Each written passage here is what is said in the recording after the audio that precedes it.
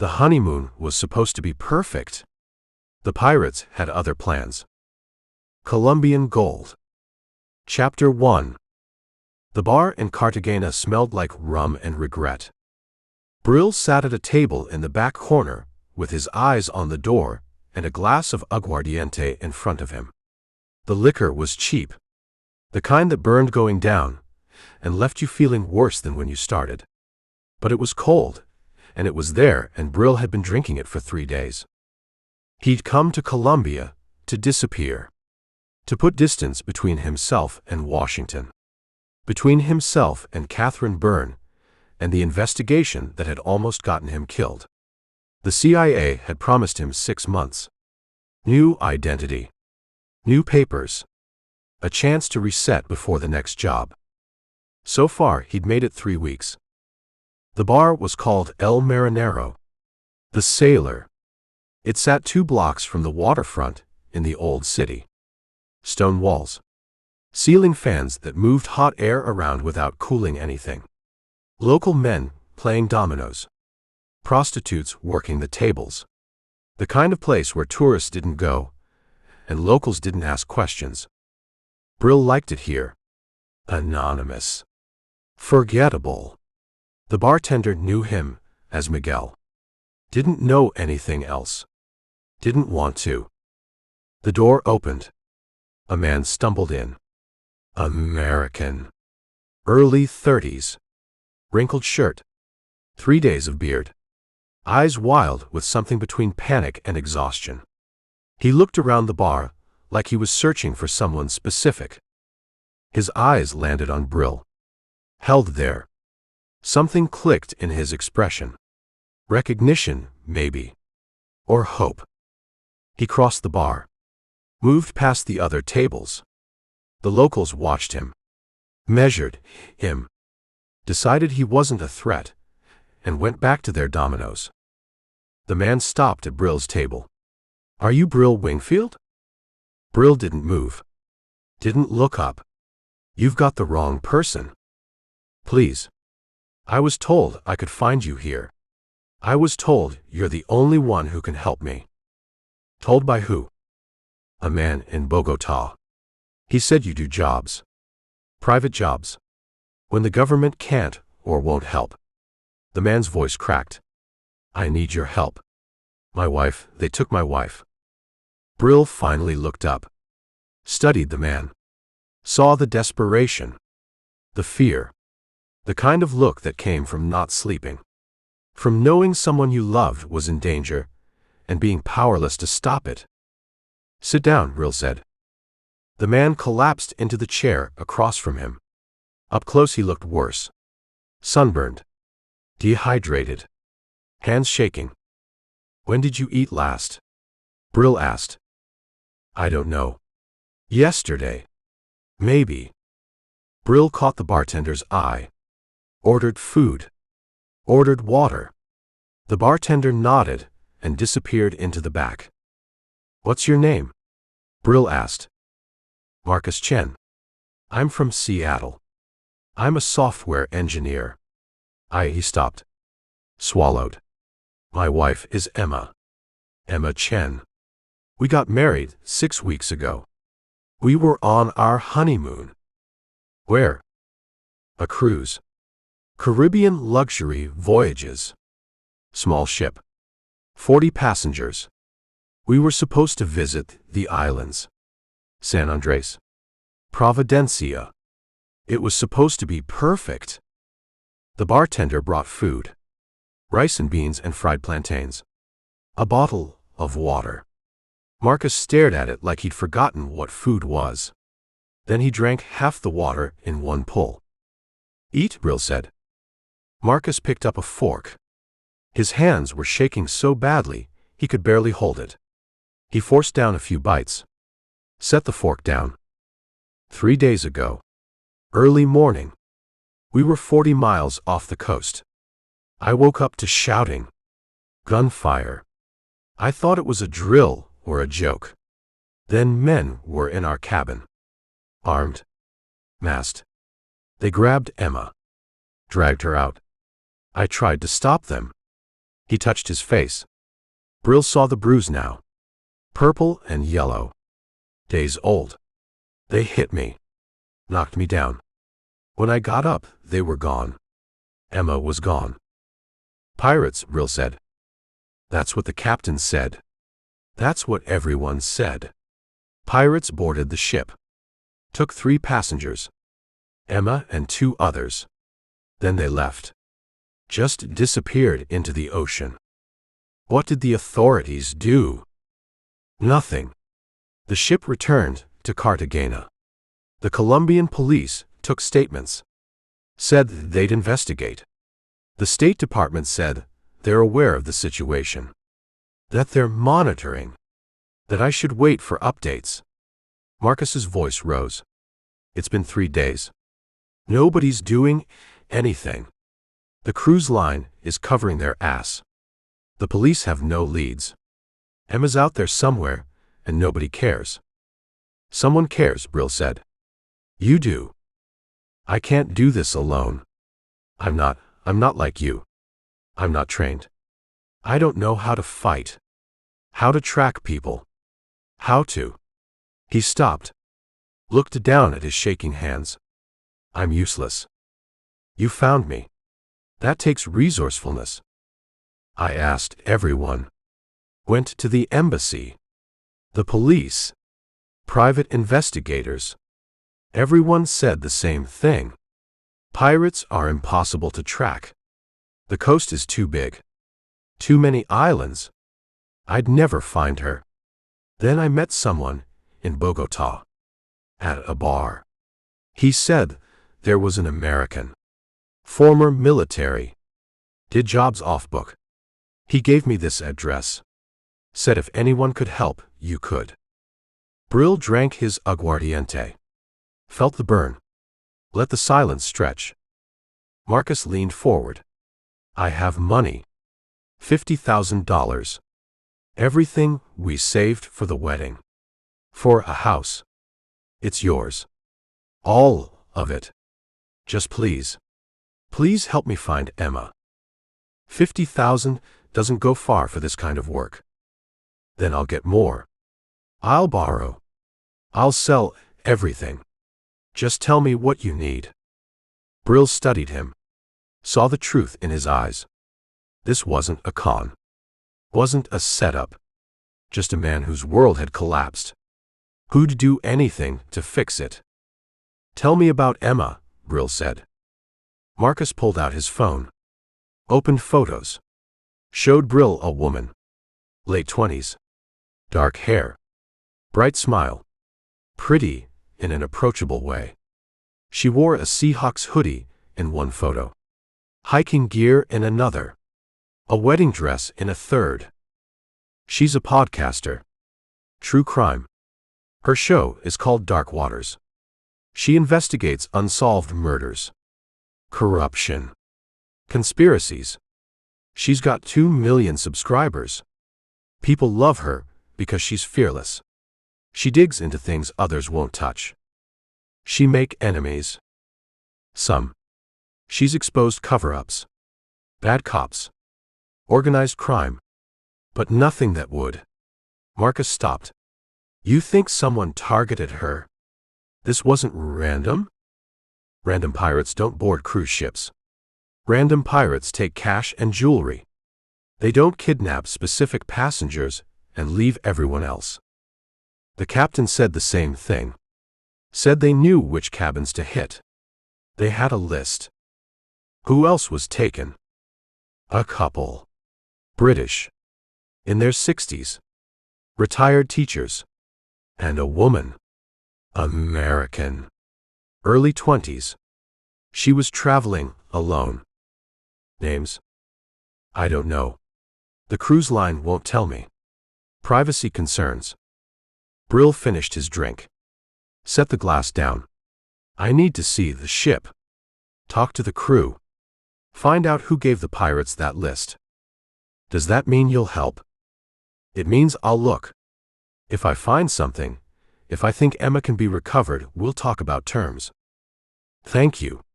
God, thank you. Marcus's eyes filled with tears. When can we start? Now. Finish eating. Then we go to the cruise line. I want to see their security footage. I want to talk to whoever's in charge. And I want to know why 3 days later, nobody's done a damn thing to find your wife. Marcus ate quickly. Mechanically. Like fueling a machine. When he finished, Brill stood. Threw money on the table. Enough to cover the meal and the drinks and keep the bartender from remembering they'd been there. They walked out into the Cartagena heat. The sun was high. The city was loud. Vendors shouting. Motorcycles weaving through traffic.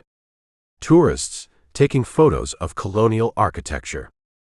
One more thing, Brill said. From now on, you do exactly what I tell you. You don't improvise. You don't take risks.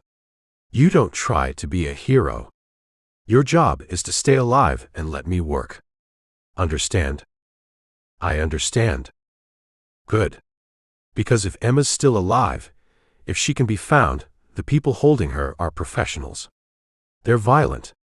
And they won't hesitate to kill anyone who gets in their way. That includes you. That includes me. So we do this smart, or we don't do it at all. Marcus nodded. Whatever it takes. I just want her back. Brill started walking. Marcus followed. They moved through the old city toward the port.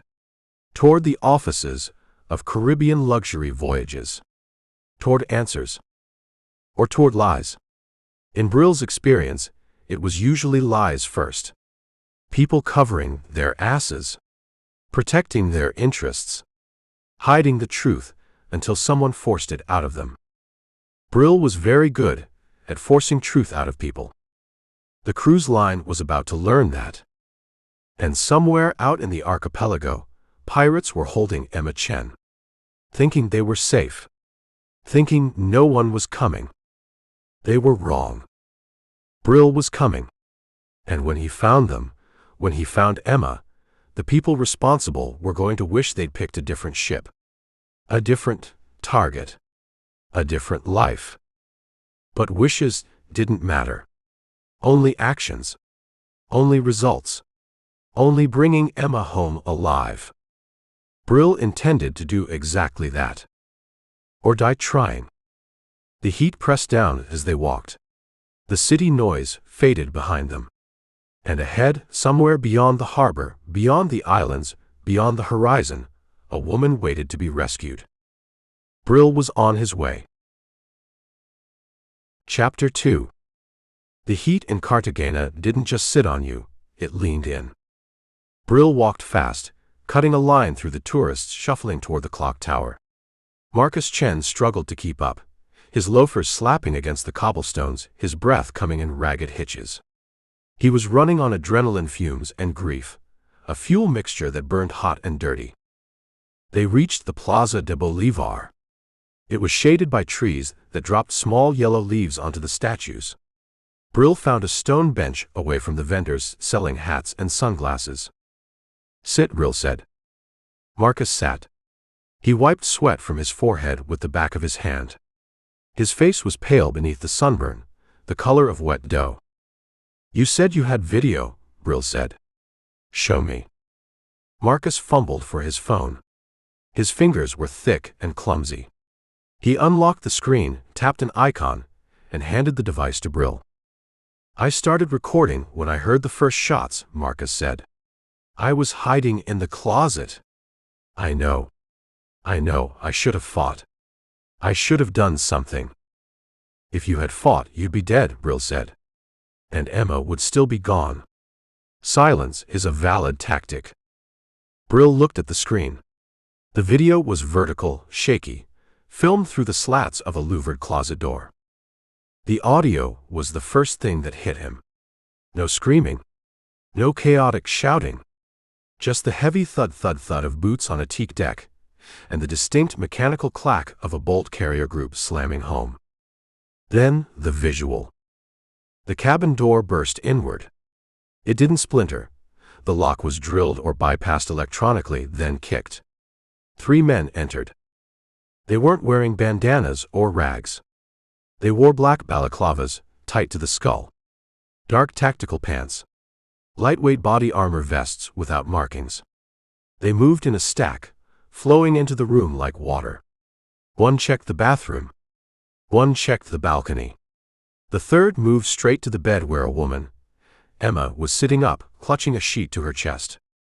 "Identify," the lead man said. His English was accented but clear. Not the rough coastal Spanish slang Brill expected from local pirates. "Emma Chen." She nodded, terrified, mute. "Package secure," the man said into a shoulder mic. They grabbed her. No wasted motion. One man on each arm. They lifted her off the bed. She started to scream then, a high, piercing sound that cut through the phone's tiny speaker. The third man didn't hit her. He didn't threaten her. He simply produced a hood, black canvas, and slipped it over her head in one smooth motion. Then they dragged her out. The camera panned wildly, as Marcus must have shifted in the closet. It caught a glimpse of the hallway.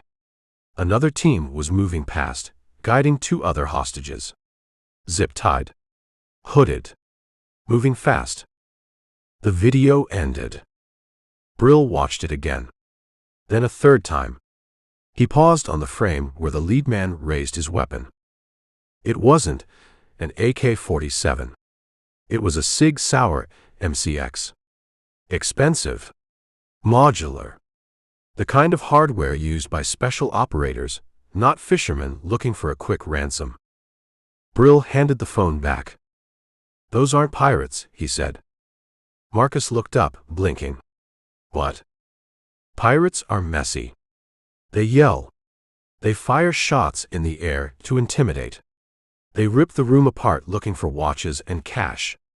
These men didn't touch your wallet on the nightstand. They didn't take your phone. They came for her." "Why?" Marcus asked. The word was a whisper. "Why her? You said she has 2 million subscribers. It's a podcast. Dark Waters. She talks about cold cases. Missing persons. What was she working on last?" Marcus hesitated. He rubbed his hands on his knees, a nervous, repetitive motion. She was doing a series on maritime law. Loopholes. How crimes committed in international waters go unpunished. "Specifics," Brill said. "Did she name names?" "She was researching a network. She called it the Ghost Fleet. Ships that turn off their transponders to move cargo. Drugs.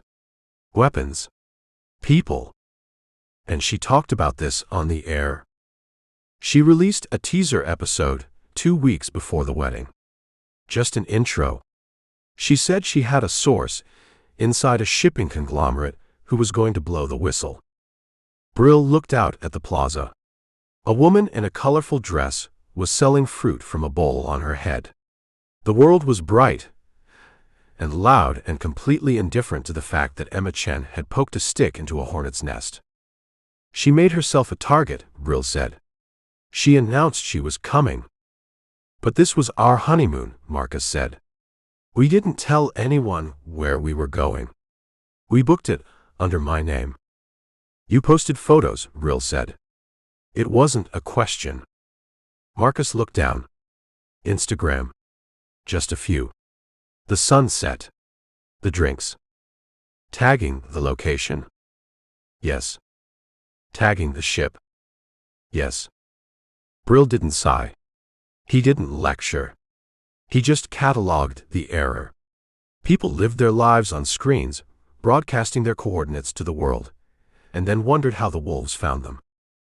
"The other 2 hostages," Brill said. "Did you see them in the video?" "Briefly. One couple. British. Retired teachers. And a young woman. American." "Yeah. Why them?" Brill asked. "Emma makes sense. She's a threat. Or she's valuable leverage against a source. But retired teachers? A solo traveler. Maybe they saw something." Or maybe they're camouflage, Brill said. You take 3, it looks like a kidnapping for ransom. You take 1, it looks like an assassination. He stood up.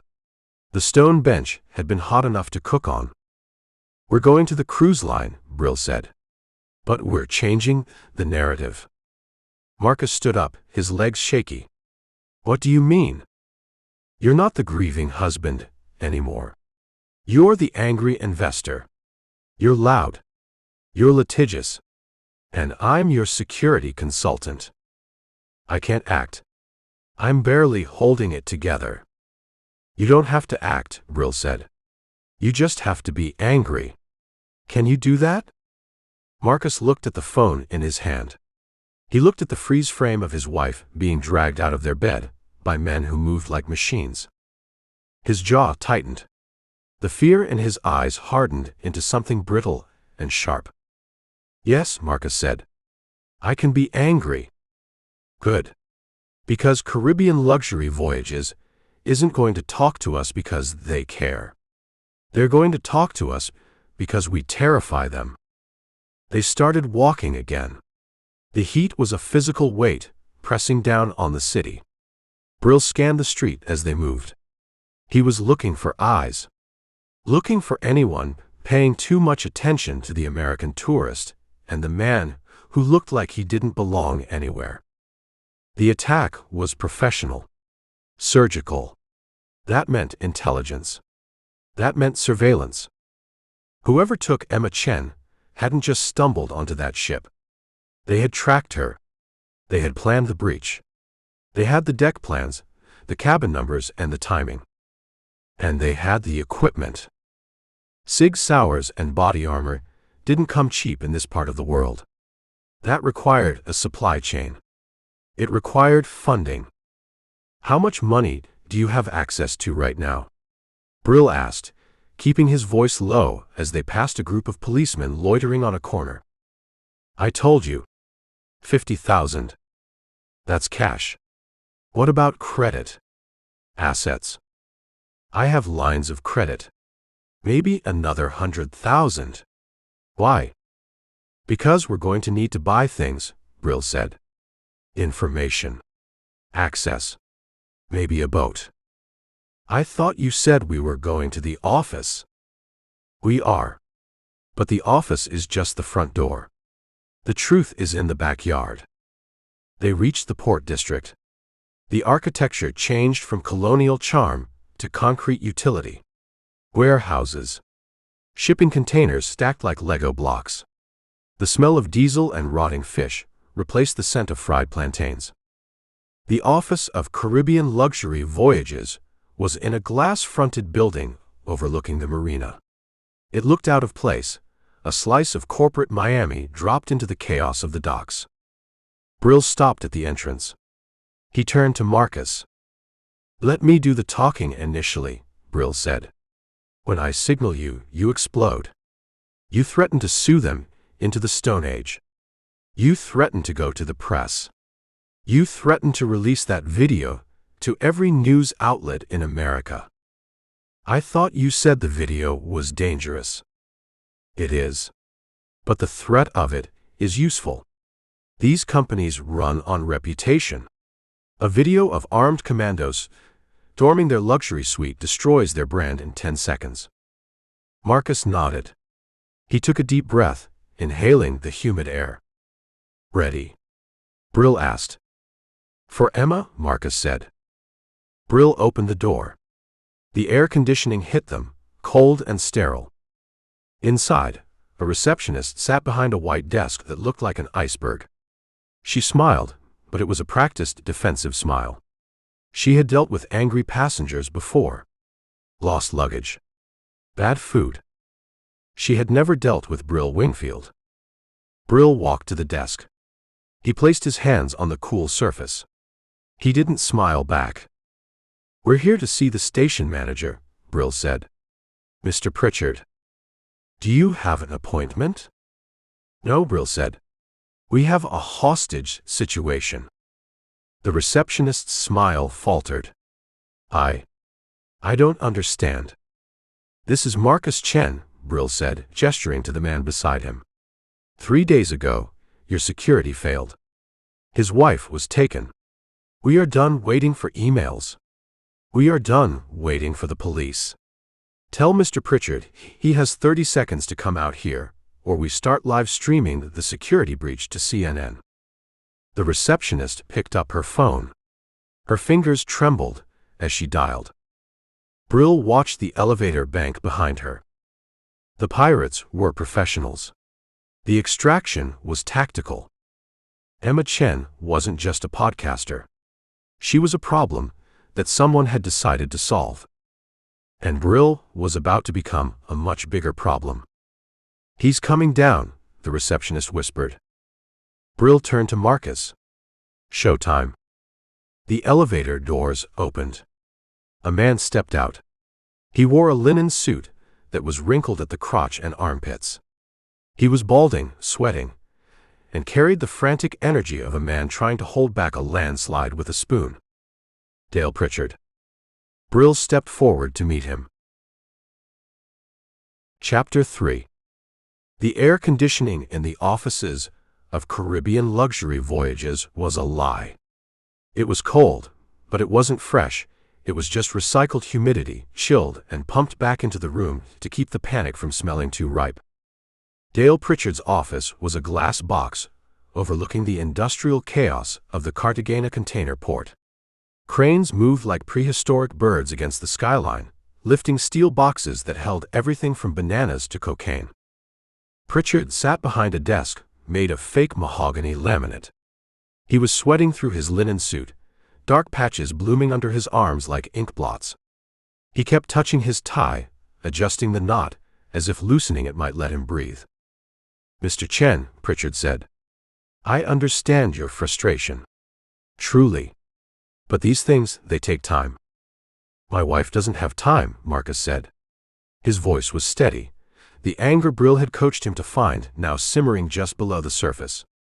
She has been missing for 72 hours. And you're telling me to wait for an email? We are coordinating with the Colombian Navy, Pritchard said. He picked up a pen, tapped it on the desk, put it down. There are protocols. Jurisdictional issues. The attack happened in international waters, but the ship is flagged in Panama, and the passengers are American and British. It's complicated. Brill leaned against the glass wall. He wasn't looking at Pritchard. He was looking at the framed photos on the wall behind the desk. Pritchard shaking hands with a local politician. Pritchard on the deck of a cruise ship, holding a cocktail. Pritchard smiling next to a man in a naval uniform. It's not complicated, Brill said. He didn't raise his voice. He let the flat, dead tone fill the room. It's liability. Pritchard looked at him. Excuse me? You're not investigating, Brill said. He turned from the photos. You're mitigating. You're trying to figure out how to frame this so your insurance premiums don't triple and your bookings don't collapse. You don't care about Emma Chen. You care about the stock price. That is offensive and untrue, Pritchard snapped. We have a crisis management team working around the clock. Show me the file, Brill said. What file? The incident report. The security logs from the ship. The witness statements from the crew. The list of stolen items. That is internal company data. I can't just hand it over to a consultant. Brill walked to the desk. He placed his hands on the laminate surface and leaned in. Pritchard shrank back into his chair, the leather squeaking. Mr. Pritchard, Brill said, Marcus here is going to sue you. That's a given. He's going to take your house, your boat, and your pension. But that's later. Right now, I'm the problem. Are you threatening me? I'm educating you. You think this is a legal issue. It's not. It's a survival issue. The men who took Emma Chen were professionals. They had deck plans. They had cabin numbers. They knew exactly where to go. Pritchard blinked. A drop of sweat rolled down his temple. You're suggesting. I'm suggesting they had inside help, Brill said. Someone gave them the manifest. Someone told them which passengers were high-value targets. Maybe a crew member. Maybe someone in this office. Pritchard's face went gray. That's impossible. Our security protocols are. Your security protocols failed, Brill cut him off. 3 passengers are gone. And you're sitting here sweating because you know it. You know something is wrong with this picture. Marcus stood up. He slammed his hand on the desk. The sound was like a gunshot in the quiet office. Give him the file, Marcus shouted. Or so help me God. I will walk out of here and call every news outlet on my wife's contact list. I will tell them Caribbean Luxury Voyages sells its passengers to pirates. Pritchard stared at Marcus. He saw the desperation. He saw the rage. He opened his drawer. He pulled out a thin manila folder. He slid it across the desk. This is the preliminary report from the captain, Pritchard whispered. If this gets out, if anyone knows I gave this to you. Brill took the folder. He opened it. The report was brief. Written by Captain Vargas. Time of attack, 0400 hours. Location, 40 nautical miles northwest of Cartagena. 3 rigid-hull inflatable boats, RHIBs, approached from the east. Radar didn't pick them up until they were alongside. Brill scanned the crew statements. Deck watchmen, they moved like soldiers. They didn't speak. They signaled with hands. Guest services manager, they asked for cabin 402. They didn't ask for the safe. Brill looked at the passenger manifest attached to the back. 3 names were highlighted. Emma Chen. Cabin 402. Julian and Margaret Thorne. Cabin 404. Elena Kovac. Cabin 406. Elena Kovac. The young American woman Marcus had mentioned. Who is Elena Kovac? Brill asked. I don't know, Pritchard said. Just a passenger. Booked last minute. Single occupancy. Did she have family? Anyone calling about her? Pritchard hesitated. No. No one has called for her. Or the Thorns. Brill looked at Marcus. 3 days. And no one misses them? The Thorns are retired, Marcus said. Maybe they're traveling long-term. But the girl. Brill looked back at Pritchard. Where is the ship now? Docked at Pier 4. The Isla de la Fantasia. The crew is restricted to the vessel, pending the naval investigation. And the captain? Captain Vargas. Pritchard looked down at his hands. He was relieved of command. Effective immediately upon docking. Fired. Let go. For negligence. Where is he? He has an apartment in Boca Grande. But I wouldn't go there. He's difficult. Difficult how? He drinks, Pritchard said. And he has a gun. Brill closed the file. He tucked it under his arm. Thank you for your cooperation, Brill said. He turned to Marcus. Let's go. They walked out of the glass box. Past the terrified receptionist.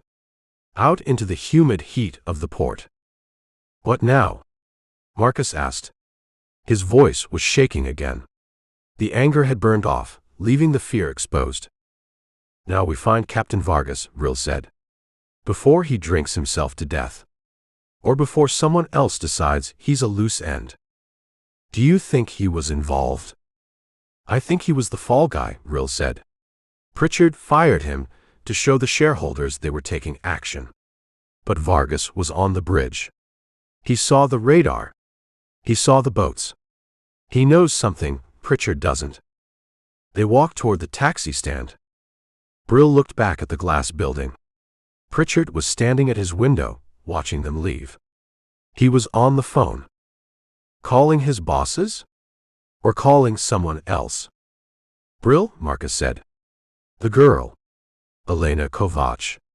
Why hasn't anyone called for her?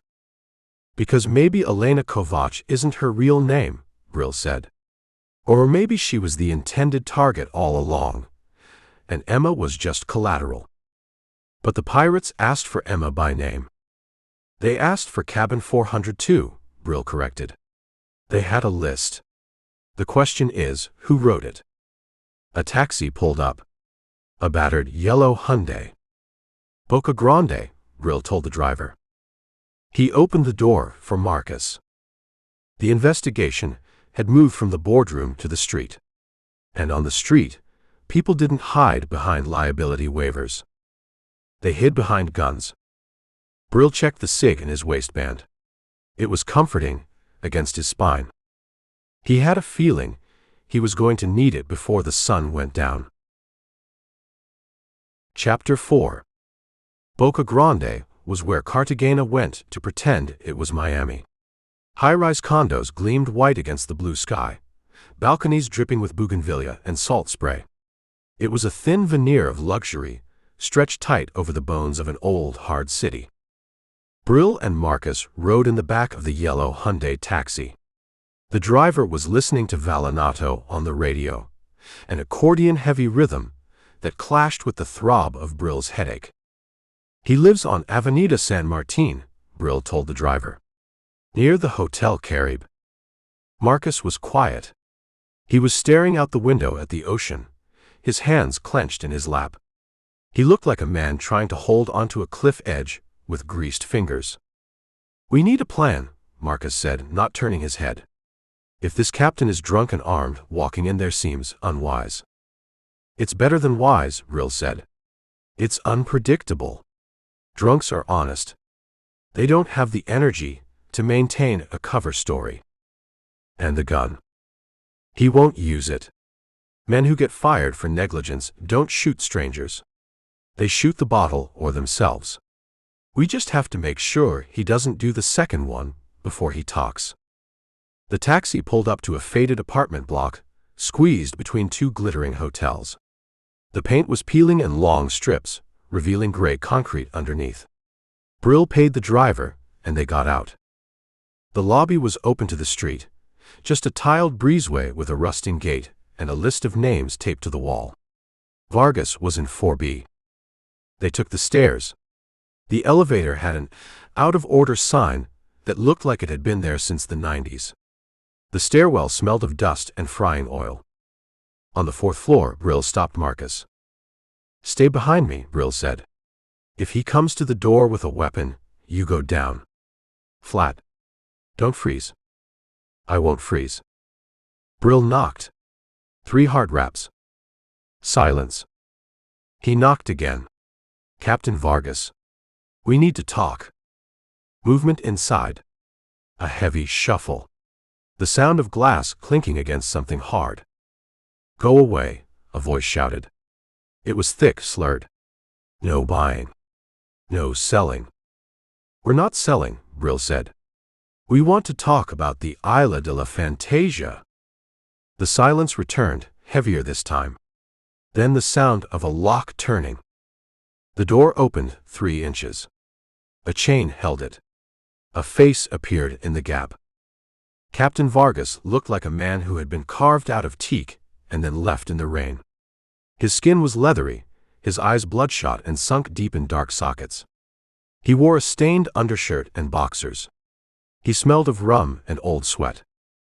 "Who are you?" Vargas demanded. "I'm security consultant," Brill said. He gestured to Marcus. "This is Marcus Chen. His wife was in cabin 402. Vargas flinched. The number hit him harder than the name. He looked at Marcus, really looked at him, and the anger in his face crumbled into something like shame. "Go away," Vargas whispered. "I have nothing to say." He tried to close the door. Brill jammed his boot in the gap. "You have plenty to say," Brill said. "Pritchard fired you. He blamed you. He said you were negligent. He's sitting in his air-conditioned office while you're rotting in here." "Pritchard is a pendejo," Vargas spat. "A suit. He knows nothing of the sea. But he knows how to survive, Brill said. Do you? Because right now, you look like a man who's drowning.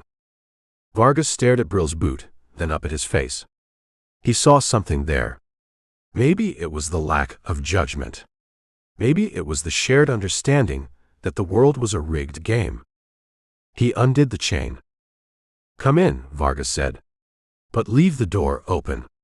The air, it is heavy. The apartment was a single room with a kitchenette, a mattress on the floor, a table covered in empty bottles and nautical charts. An oscillating fan hummed in the corner, moving the hot air around. Vargas sat on the edge of the mattress. He picked up a bottle of Ron Medellin. It was half empty. You want a drink? Vargas asked. No, Brill said. I do, Marcus said. Brill looked at him. Marcus walked to the table, picked up a dirty glass, poured 2 fingers of rum, and downed it. He coughed, his eyes watering, but he didn't shudder. Tell us about the pirates, Marcus said. Vargas laughed. It was a dry, hacking sound. Pirates, he said. That is what the news calls them. That is what Pritchard calls them. It is a convenient word. It makes people think of Jack Sparrow. Or desperate fishermen. They weren't fishermen, Brill said. No, Vargas said. He took a long pull from the bottle. They were ghosts. I saw them on the radar. Or I didn't see them. They appeared from nowhere. Jamming equipment. My ice went down. My radio went static. They came alongside in silence. No engines. Electric motors on the RHIBs. Expensive. How did they board? Grapples. Magnetic. They climbed the hull like spiders. My watchmen, they were good men. But they didn't have a chance. The ghosts were on the bridge before we knew we were boarded. They knew the cabins, Brill said. Exactamente. Vargas pointed a trembling finger at Marcus. They didn't ask for the passenger list. They didn't ask for the safe. They asked for specific keys. 402.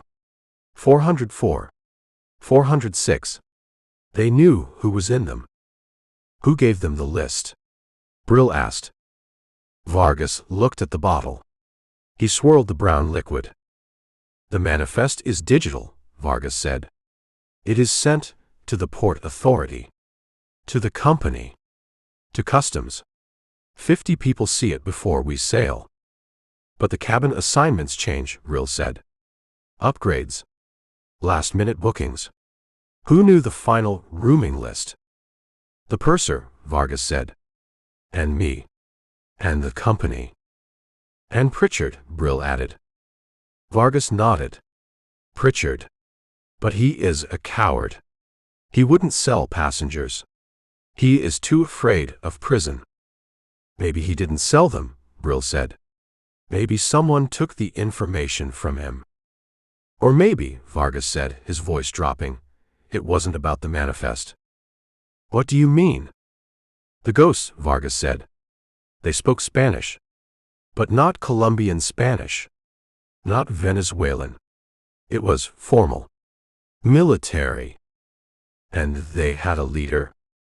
See. A man. He didn't wear a mask like the others.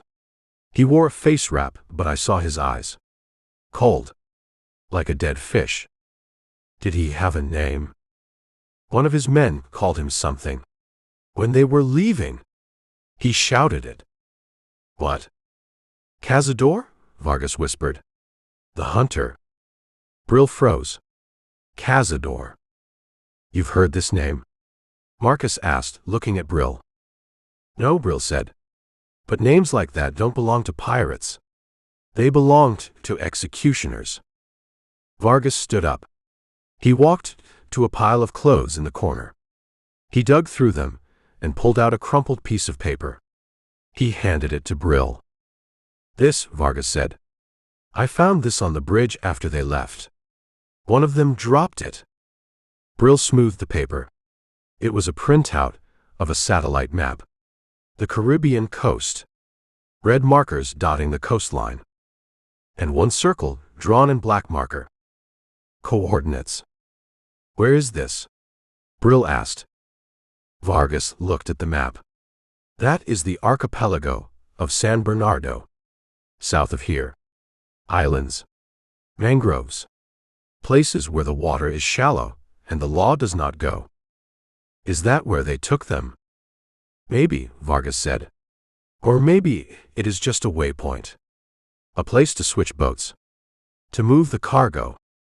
Cargo, Marcus said, his voice tight. My wife isn't cargo. Vargas looked at him with pity. To men like Cazador, senor, we are all cargo. Some are just worth more than others. Brill folded the map and put it in his pocket. Thank you, Captain, Brill said. Don't thank me, Vargas said. He sat back down on the mattress and hugged the bottle. Find them. Kill the ghosts. That is the only thanks I want. Brill turned to Marcus. We're done here. They walked out of the apartment, leaving the door open to the heavy air. Down on the street, the sun was setting, turning the white condos pink and orange. Cazador, Marcus said. It sounds like a bad movie villain. It's a code name, Brill said. And code names mean hierarchy. Organization. So what do we do? Go to these coordinates? Not yet, Brill said. First we verify. We need to know who Cazador is. Who pays him? And why he wanted your wife. How do we do that? We talk to the only people in Cartagena who hate pirates more than we do. Who? The police, Brill said. But not the ones in uniform. The ones who know the streets. He hailed a taxi. Where are we going? Marcus asked. To find a detective named Ortega, Brill said. I hear she has a problem with authority. I like that in a cop. They got in. The taxi merged into the traffic, heading away from the tourist luxury of Boca Grande and back toward the gritty reality of the city. The map in Brill's pocket felt heavy. It was a lead. A direction. But maps didn't show the monsters. You had to go out and find them yourself. Chapter 5. The headquarters of the Colombian National Police in Cartagena was a concrete bunker painted a cheerful yellow that was slowly losing its battle against the black mold creeping up from the foundation.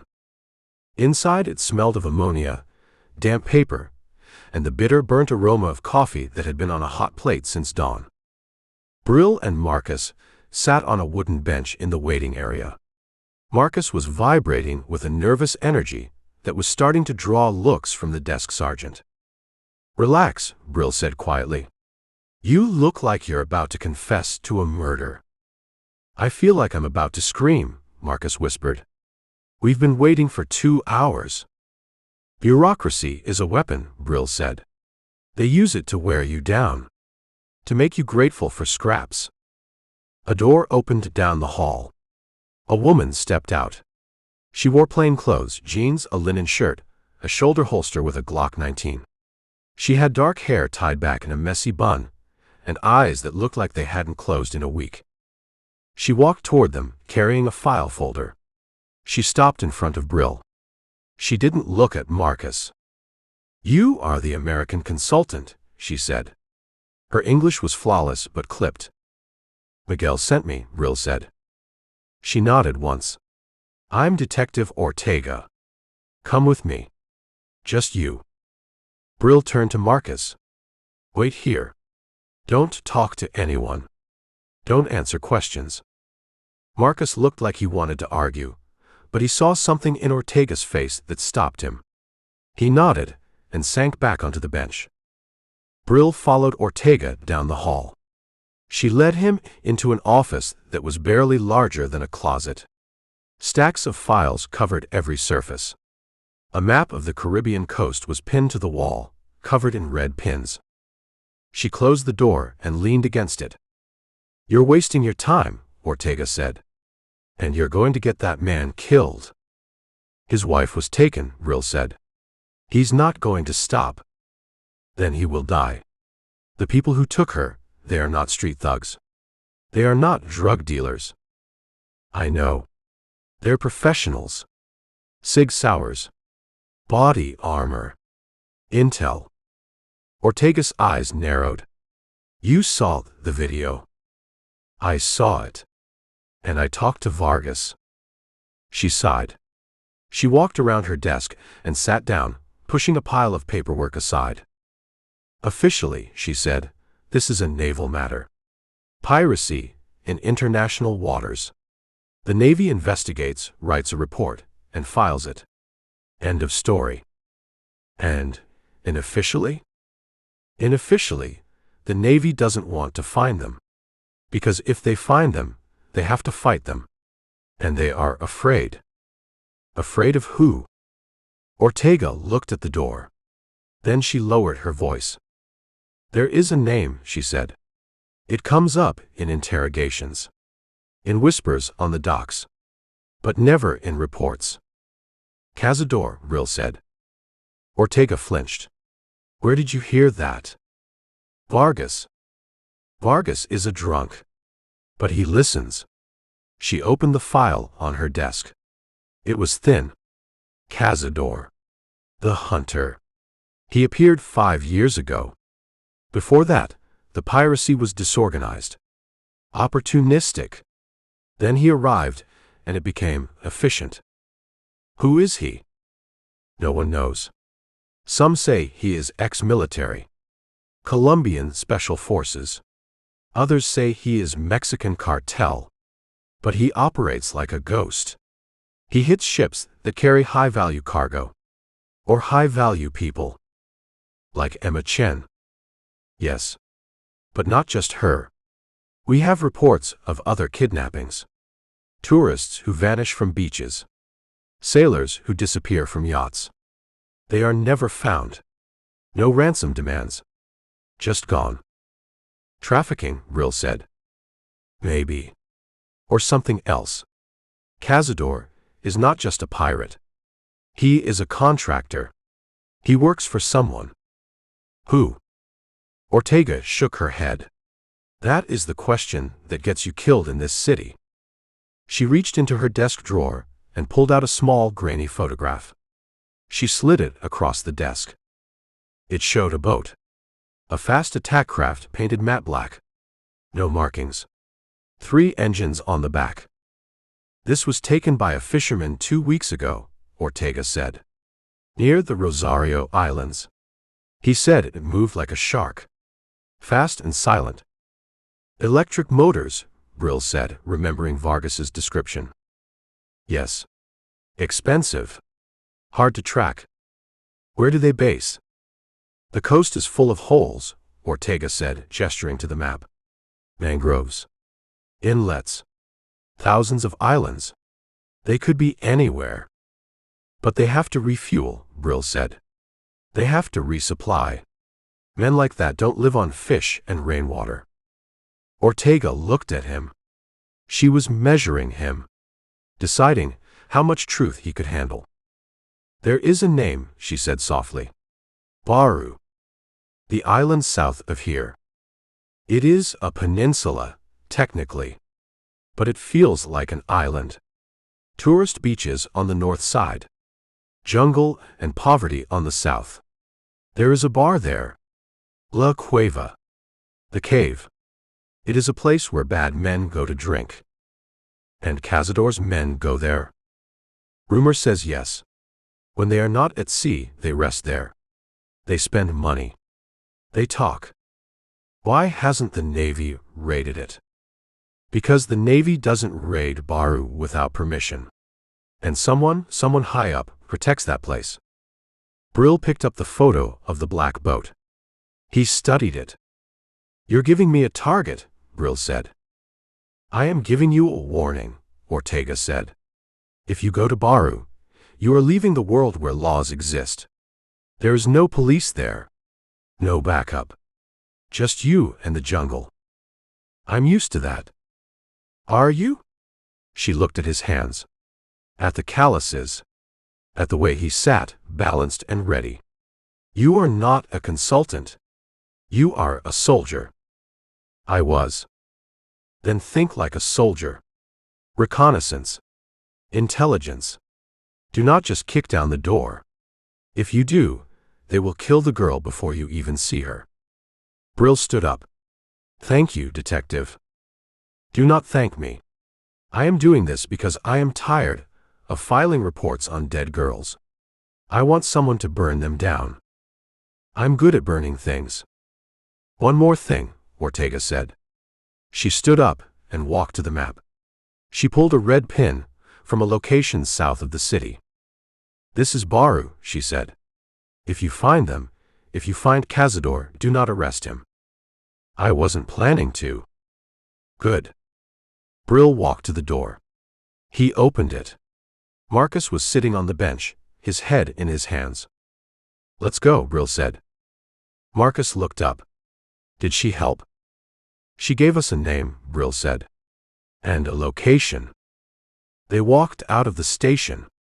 The sun was setting, turning the sky the color of a bruise. "Where are we going?" Marcus asked. "Baru," Brill said. "We're going to find a bar called The Cave. And we're going to buy some pirates a drink." "Is it dangerous?" Brill looked at the traffic clogging the street, at the shadows stretching long across the pavement. "It's the only lead we have," Brill said. "So yes. It's dangerous." He hailed a taxi. Chapter 6. The Cartagena waterfront was a scar of commerce cut into the edge of the Caribbean. It didn't have the manicured beauty of Boca Grande or the colonial grace of the walled city. It was raw, loud, and smelled of things that had died in the water and things that were dying on land. Brill walked along the quay, the heat radiating off the concrete in shimmering waves. Marcus trailed a step behind, his eyes darting nervously at the rough men loading crates onto rusted freighters. "Stay close," Brill said, not turning his head.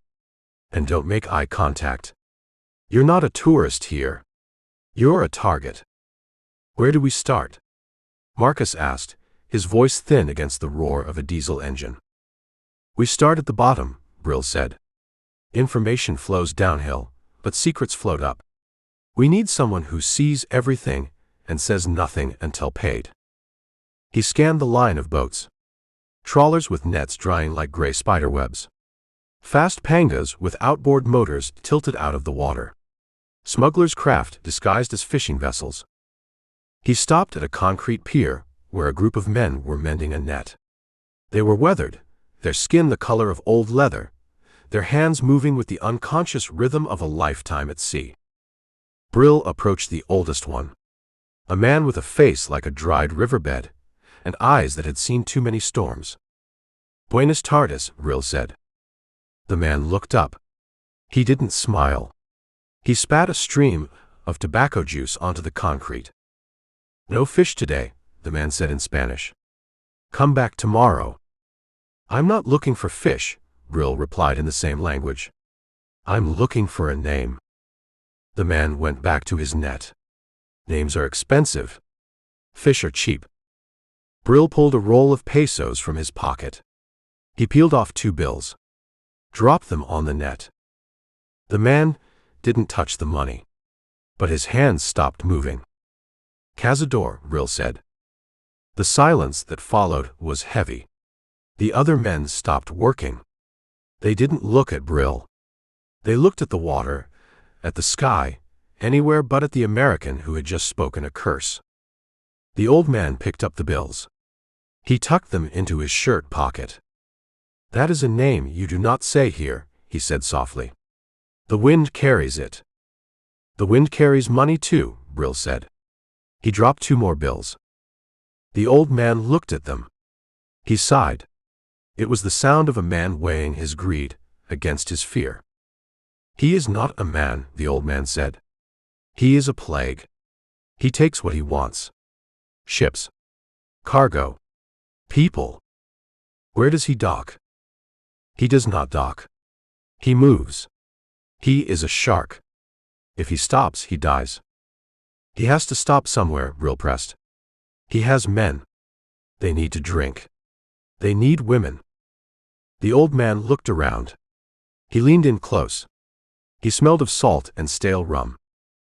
Baru, he whispered. The south side. Where the mangroves are thick. Baru is a big place. There is a bar. La Cueva. It sits on stilts over the water. His men, they go there. To spend their silver. And Cazador? He never leaves the water. But his lieutenant, a man with a scar across his throat, he is seen there. Sometimes.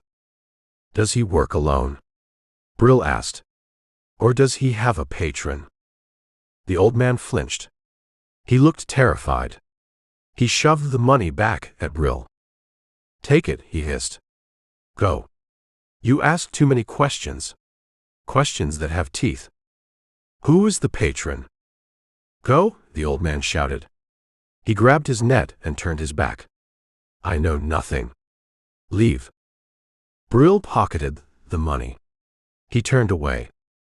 What did he say? Marcus asked. He said we're going to Baru, Brill said. They walked further down the quay. The sun was dipping lower, casting long, distorted shadows across the docks.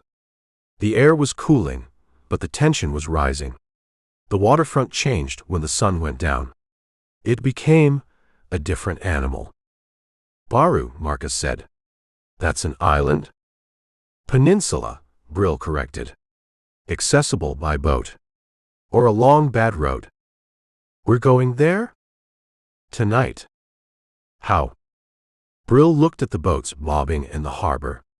He needed something fast. Something reliable. And he needed a pilot who knew the reefs better than he knew the law. He saw a panga tied up at the end of a rotting wooden dock. It was painted blue and white, the paint peeling, but the twin Yamaha 200s on the back looked well maintained. A man was sleeping on the bench seat, a hat pulled over his eyes. Brill walked onto the dock. The wood groaned under his boots. He kicked the hull of the boat. The man sat up instantly. His hand went to his waistband. He saw Brill and relaxed, but his eyes remained wary. He was young, maybe 25, with the lean, hungry look of a predator. You hiring? The man asked in English. Maybe, Brill said. Depends on where you're willing to go. I go anywhere. Islands. Rosario. San Bernardo. You want to see dolphins? I find dolphins. I don't want dolphins, Brill said. I want Baru. The south side. The man's smile vanished. South side is not for tourists. No beaches. Just jungle and mosquitoes. And La Cueva, Brill said. The man stared at him. He stood up slowly. He was taller than he looked sitting down. Who are you? I'm the man who's going to pay you $500 to drive us there and wait, Brill said. And another $500 when we get back. The man looked at Marcus, who was standing nervously on the dock, clutching his phone like a lifeline. Then he looked back at Brill. You are not tourists, the man said. No. You are looking for trouble. We're looking for a wife, Brill said. And the men who took her. The boatman looked at the engines. He looked at the horizon. He spit into the water. My name is Miguel, he said. 500 now. 500 later. And if shooting starts, I leave. You are on the dock, you are in the water, I don't care. I leave. Fair enough, Brill said. He counted out the cash. Handed it over. Miguel took it. He pointed to the boat. Get in, he said. Before I change my mind. Brill stepped into the panga. The boat rocked. He sat on the bench seat, facing the stern. Marcus climbed in beside him, his face pale. Miguel untied the lines. He pushed off the dock. He keyed the engines. They roared to life, a deep throaty rumble that promised speed. He spun the wheel. The boat turned, the bow lifting as he hit the throttle. They sped out of the harbor, past the container ships and the rusting trawlers. The wind whipped Brill's hair back. The spray tasted of salt. Ahead, the sun was sinking into the Caribbean, turning the water the color of blood. To the south, the dark shape of Baru loomed on the horizon, a green mass of jungle and secrets. They were leaving the city, leaving the law. They were heading into the territory of the hunter. And Brill had a feeling that before the night was over, they would find out exactly why the old man on the pier had been so afraid. Chapter 7. The water between Cartagena and Baru was dark and choppy, the kind of water that hid things well. Miguel drove the panga with the casual confidence of someone who knew exactly where the reefs ended and the deep water began. He didn't use GPS, he used landmarks, the silhouette of an island, the faint glow of a lighthouse, the position of the moon rising over the mainland. Brill sat in the stern, watching the wake churn white against the Black Sea. Marcus sat in the middle, gripping the bench with white knuckles, staring into the darkness like he expected monsters to rise from the depths. In this part of the world, they often did. How much further? Marcus shouted over the roar of the engines. 20 minutes, Miguel shouted back. We enter the mangroves soon. Then we go slow. The coastline of Baru appeared as a solid wall of shadow. No lights. No hotels. Just dense, impenetrable jungle meeting the sea. Miguel throttled down. The roar of the engines dropped to a low burble. The bow settled into the water. They drifted into a narrow channel cut through the mangroves. The trees arched overhead, their roots tangling in the water like skeletal fingers. The air here was still and heavy, thick with the smell of mud and decay. Mosquitoes whined in the darkness. Quiet now, Miguel whispered. Sound travels on the water. He guided the boat through the labyrinth of channels. Brill watched the banks. He saw nothing but shadows, but he felt eyes. This was smuggler country. Every channel was a highway, every inlet a hideout. After 10 minutes, a light appeared ahead. A faint, yellow glow reflecting off the water. Miguel killed the engines completely. He picked up a long pole and began to push the boat forward silently. There, Miguel whispered. La Cueva. The bar sat on stilts over the water, a ramshackle structure of wood and corrugated tin. A generator hummed somewhere in the back, powering strings of Christmas lights that hung from the rafters. Several small boats were tied up to the pilings, pangas like Miguel's but faster, sleeker. Music drifted across the water. Reggae tone. Laughter. The clink of bottles. I stay here, Miguel said, pulling the boat into a patch of deep shadow beneath a mangrove overhang. You go. You come back in 1 hour. If you don't come back, I leave. Understood, Brill said. He turned to Marcus. Stay in the boat. What? No. I'm coming with you. You're a liability, Brill said. You don't speak Spanish. You look like a tourist. You'll draw attention. I don't care. That's where the men who took my wife are. I need to see them. Brill looked at him. Marcus was shaking, but his jaw was set. He was terrified, but he wasn't backing down. Fine, Brill said. But you keep your mouth shut. You don't look anyone in the eye. You drink your beer, and you listen. If trouble starts, you run for the boat. Don't wait for me. Okay. They climbed out of the panga, onto a rickety wooden walkway that led to the bar. The wood was slick with moss and damp. They entered La Cueva.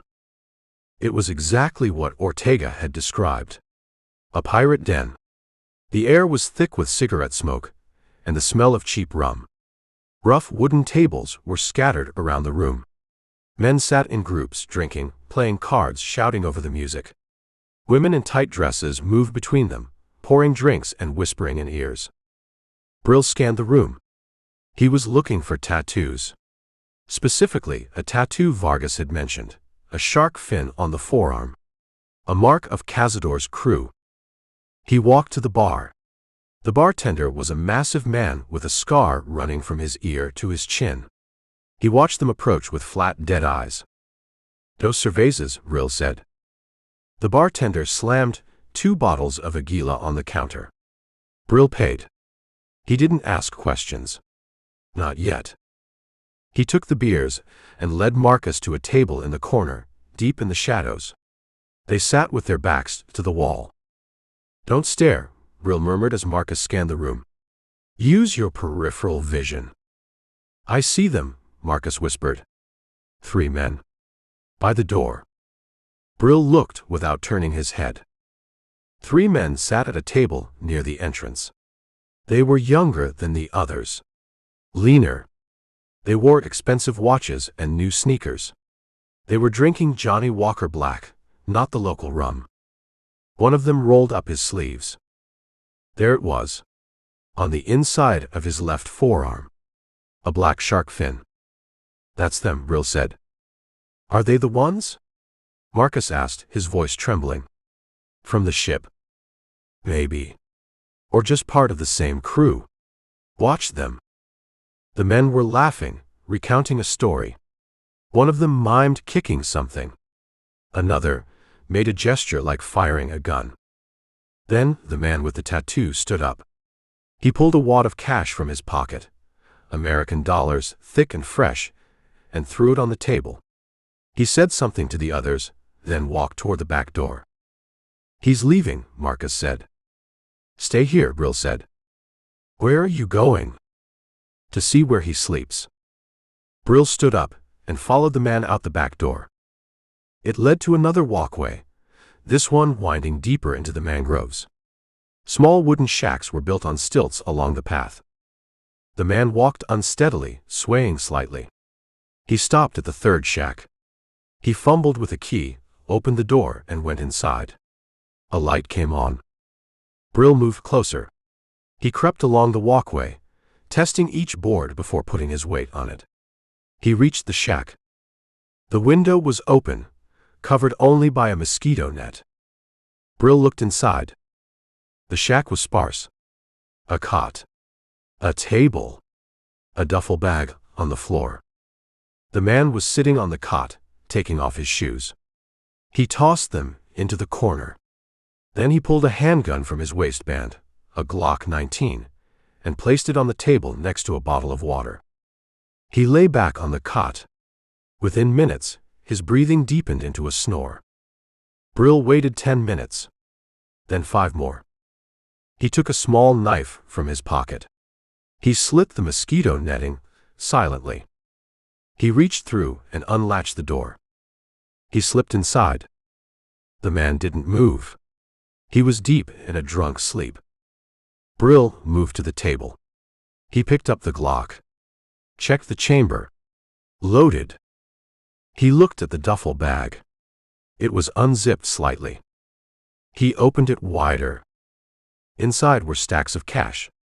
Hundreds. Thousands. And something else. A passport. U.S. issued. Brill picked it up. Opened it. Elena Kovac. The missing American passenger. Brill pocketed the passport.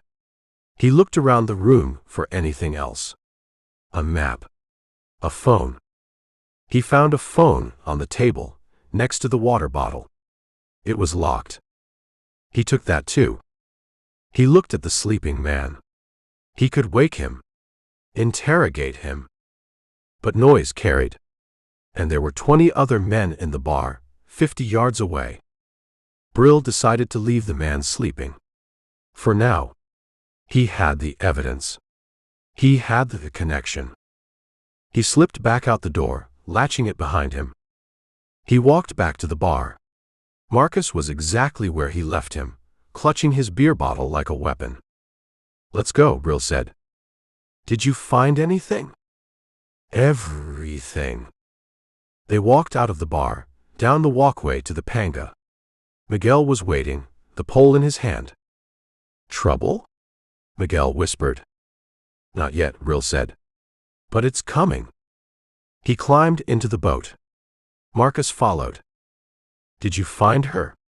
Marcus asked, as Miguel pushed them away from the pilings. I found her passport, Brill said. And I found the money they were paid to take her. He looked back at the lights of La Cueva, receding into the darkness. They have a base, Brill said. Somewhere else. Somewhere secure. That phone will tell us where. And then, Brill said, watching the jungle swallow the light, we go hunting. Miguel started the engines. The roar shattered the silence of the mangroves. They sped back toward the open sea, leaving the pirates to their drinks and their dreams of easy money. Brill held the stolen phone in his hand. It was a brick of secrets. Chapter 8. The beach house sat isolated on a narrow spit of sand, surrounded by dense palms and the relentless sound of the ocean. It was dark, save for a single security light that buzzed and flickered near the roofline. Brill crouched in the undergrowth at the edge of the property line. The air was thick with humidity and the smell of salt spray. Mosquitoes whined in his ears, but he didn't swat them. Movement was visibility. Beside him, Marcus Chen was trying to breathe quietly and failing. Is that the place? Marcus whispered. It's the place the man from the bar went to, Brill said. Stay here. If you hear shooting, run back to the boat. Don't wait for me. I'm not leaving without you. If I'm shooting, I'm busy. If I'm dead, you're on your own. Go. Brill moved forward before Marcus could argue. He crossed the sand in a low crouch, using the shadows cast by the palms. The house was raised on stilts, standard construction for the coast. Underneath, a hammock swayed empty in the breeze.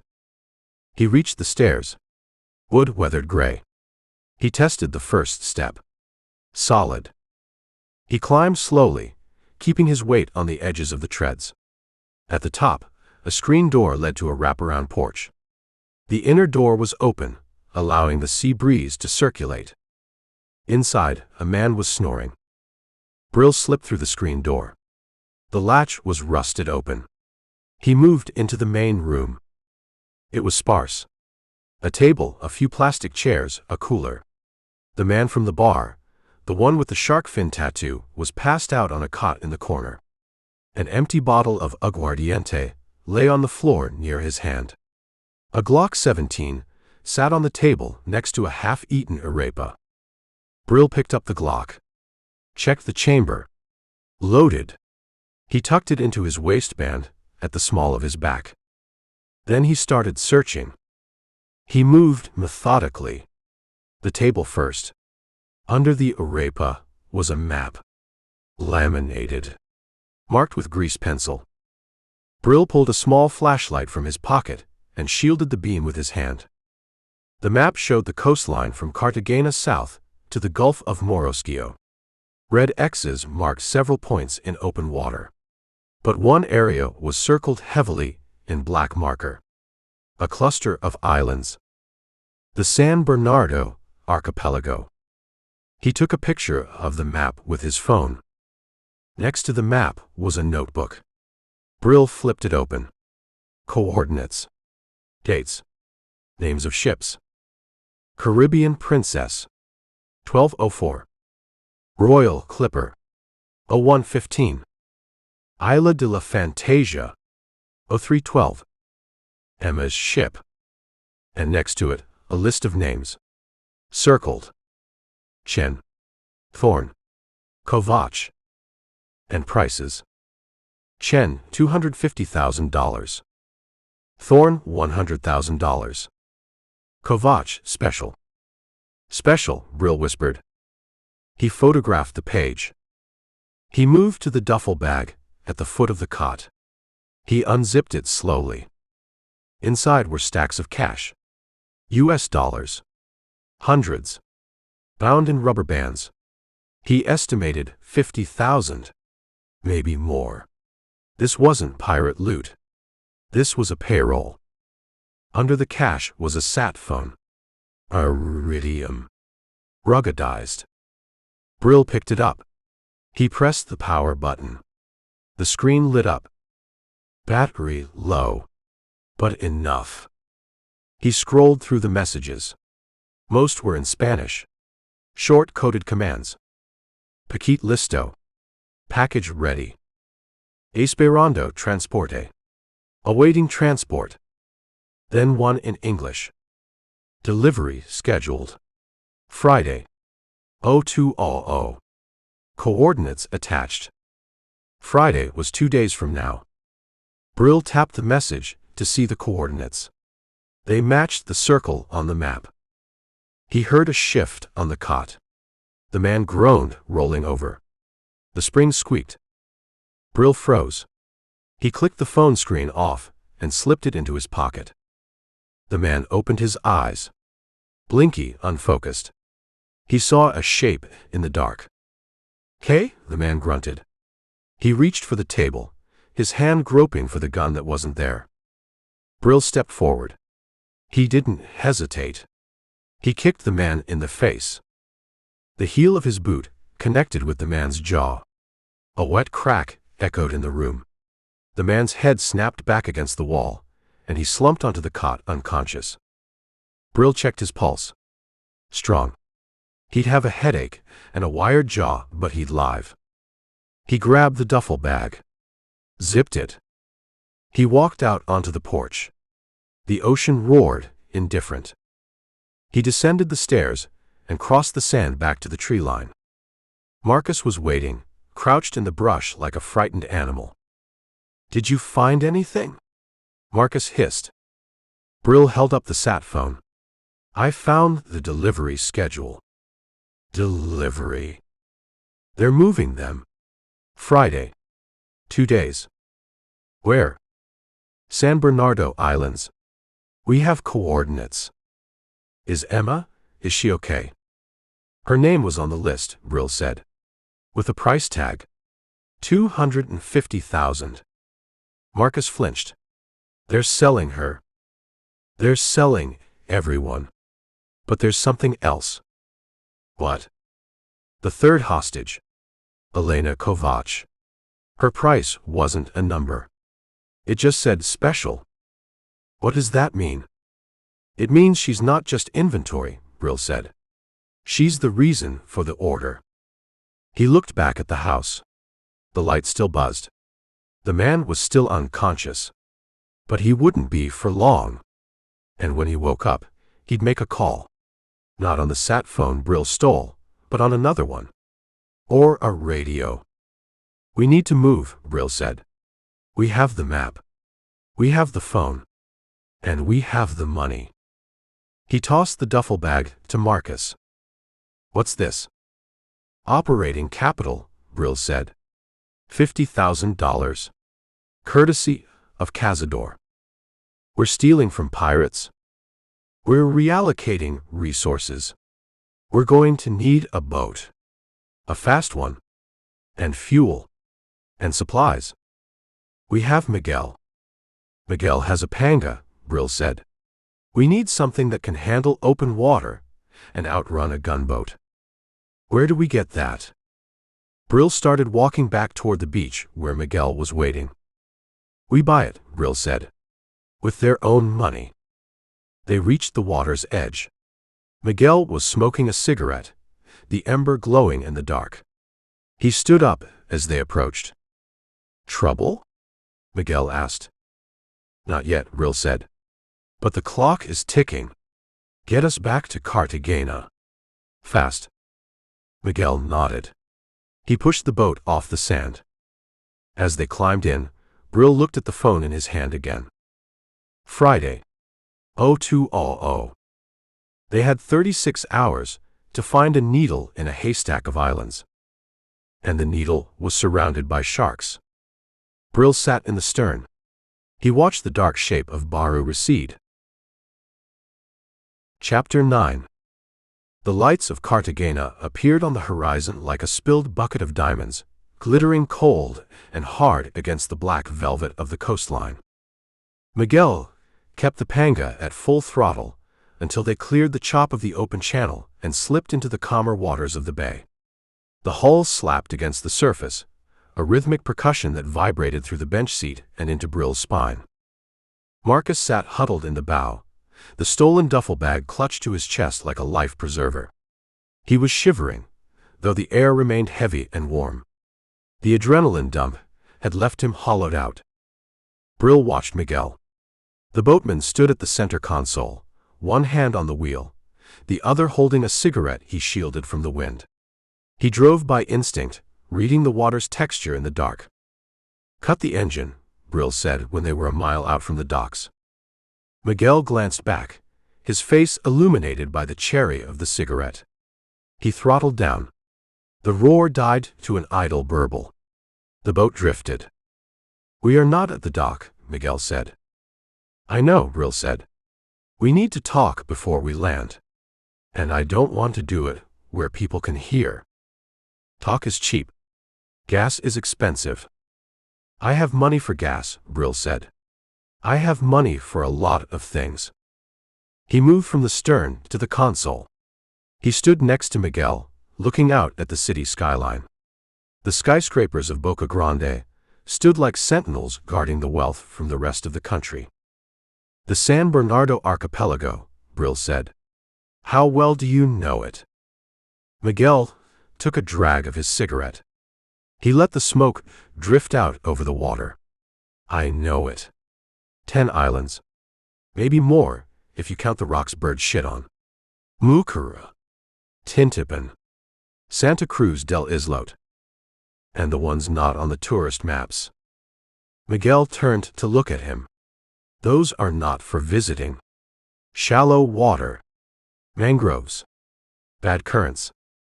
Cazador operates there," Brill said. "We found coordinates.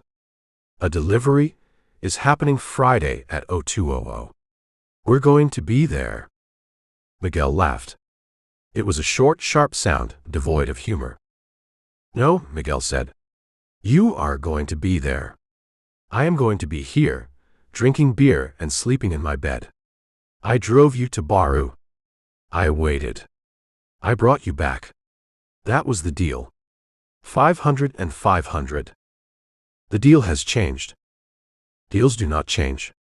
Only fools change." Miguel spat into the water. "You want to go to San Bernardo and fight pirates? Go. Hire a suicide jockey. I like my life." "I need a boat," Brill said. "Not this panga. This is a taxi. I need something with range. Something that can handle rough water and outrun a gunship if it has to. And I need a pilot who knows where the reefs are in the dark." "You ask for miracles. I'm paying for services." Brill reached into the duffel bag Marcus was holding. He pulled out a stack of bills. Fresh hundreds. The band was still tight around them. $10,000, Brill said. Miguel looked at the brick of cash. His eyes widened slightly, but he shook his head. "Money is good," Miguel said. "But spending it is better. If I go down there, I don't come back. Cazador owns those waters. The Navy. They don't go past Rosario. You know why?" "Tell me." "Because Cazador pays a toll," Miguel said.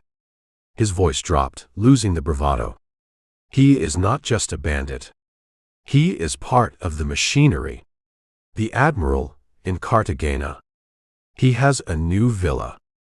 The police chief? His children go to school in Miami. Who do you think pays for that?" "Corruption isn't a surprise," Brill said. "It's logistics." "It is a wall," Miguel countered. "You hit Cazador, you hit the men who protect him. You bring the hammer down on your own head.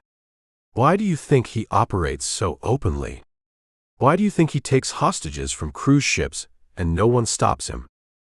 "Because no one has made it too expensive to protect him yet," Brill said. "I'm going to change the math. You are one man. And a husband who shakes like a leaf." "And you," Brill said. "If you take the job." Miguel looked at the city lights.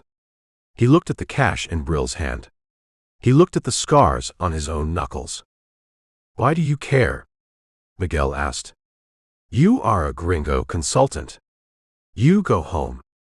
You leave us with the mess. I'm not leaving until the girl is back.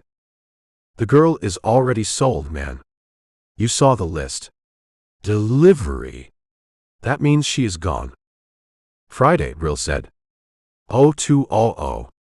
That's 32 hours from now. She's not gone yet.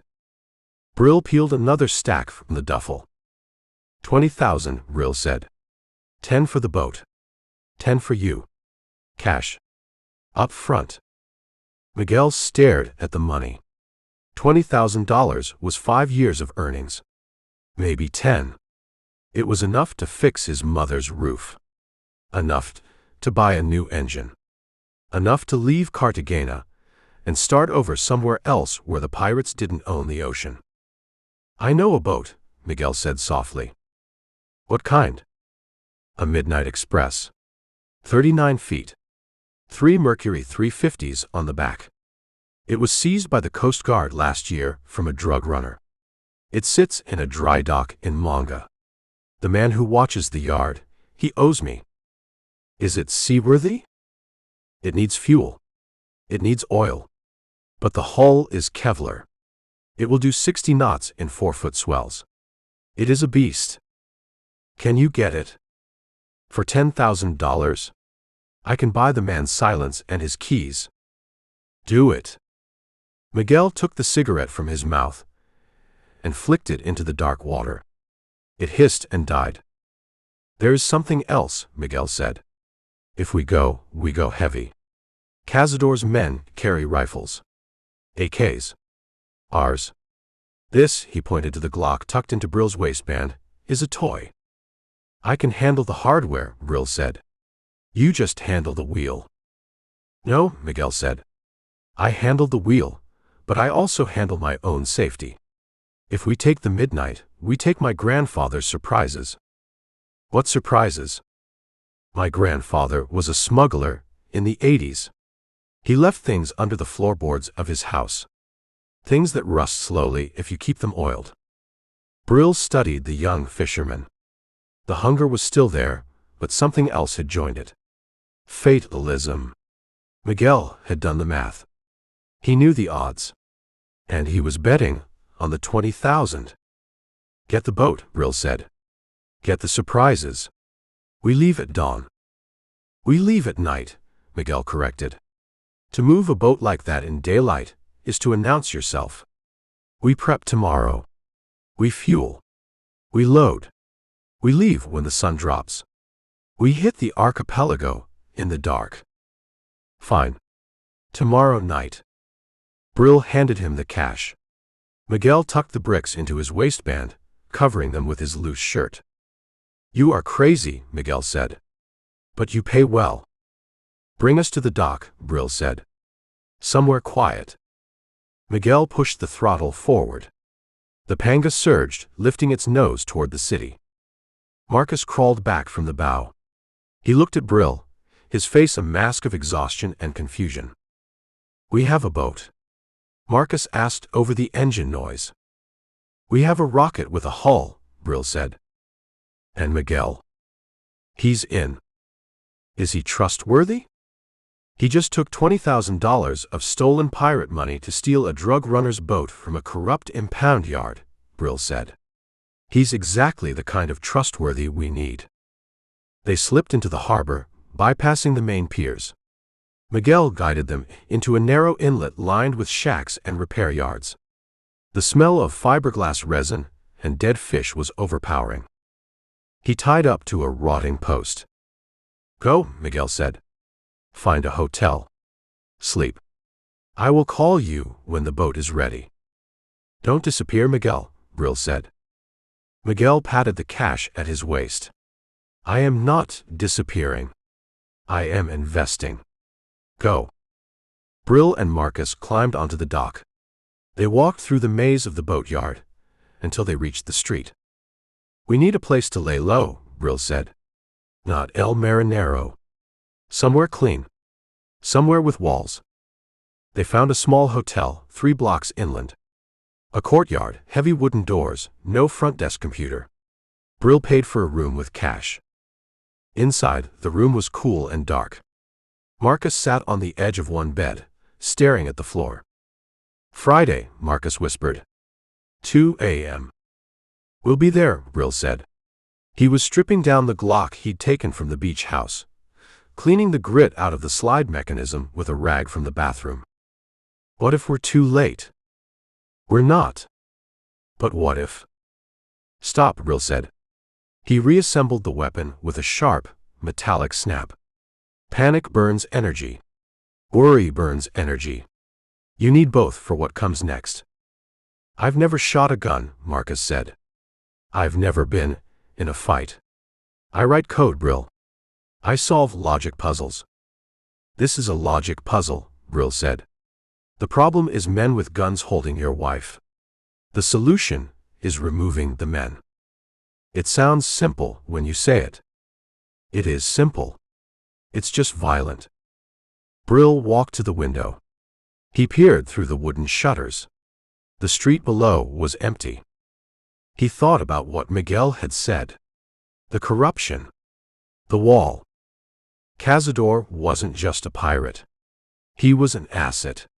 Someone in the Colombian government, or the military, was using him to generate revenue.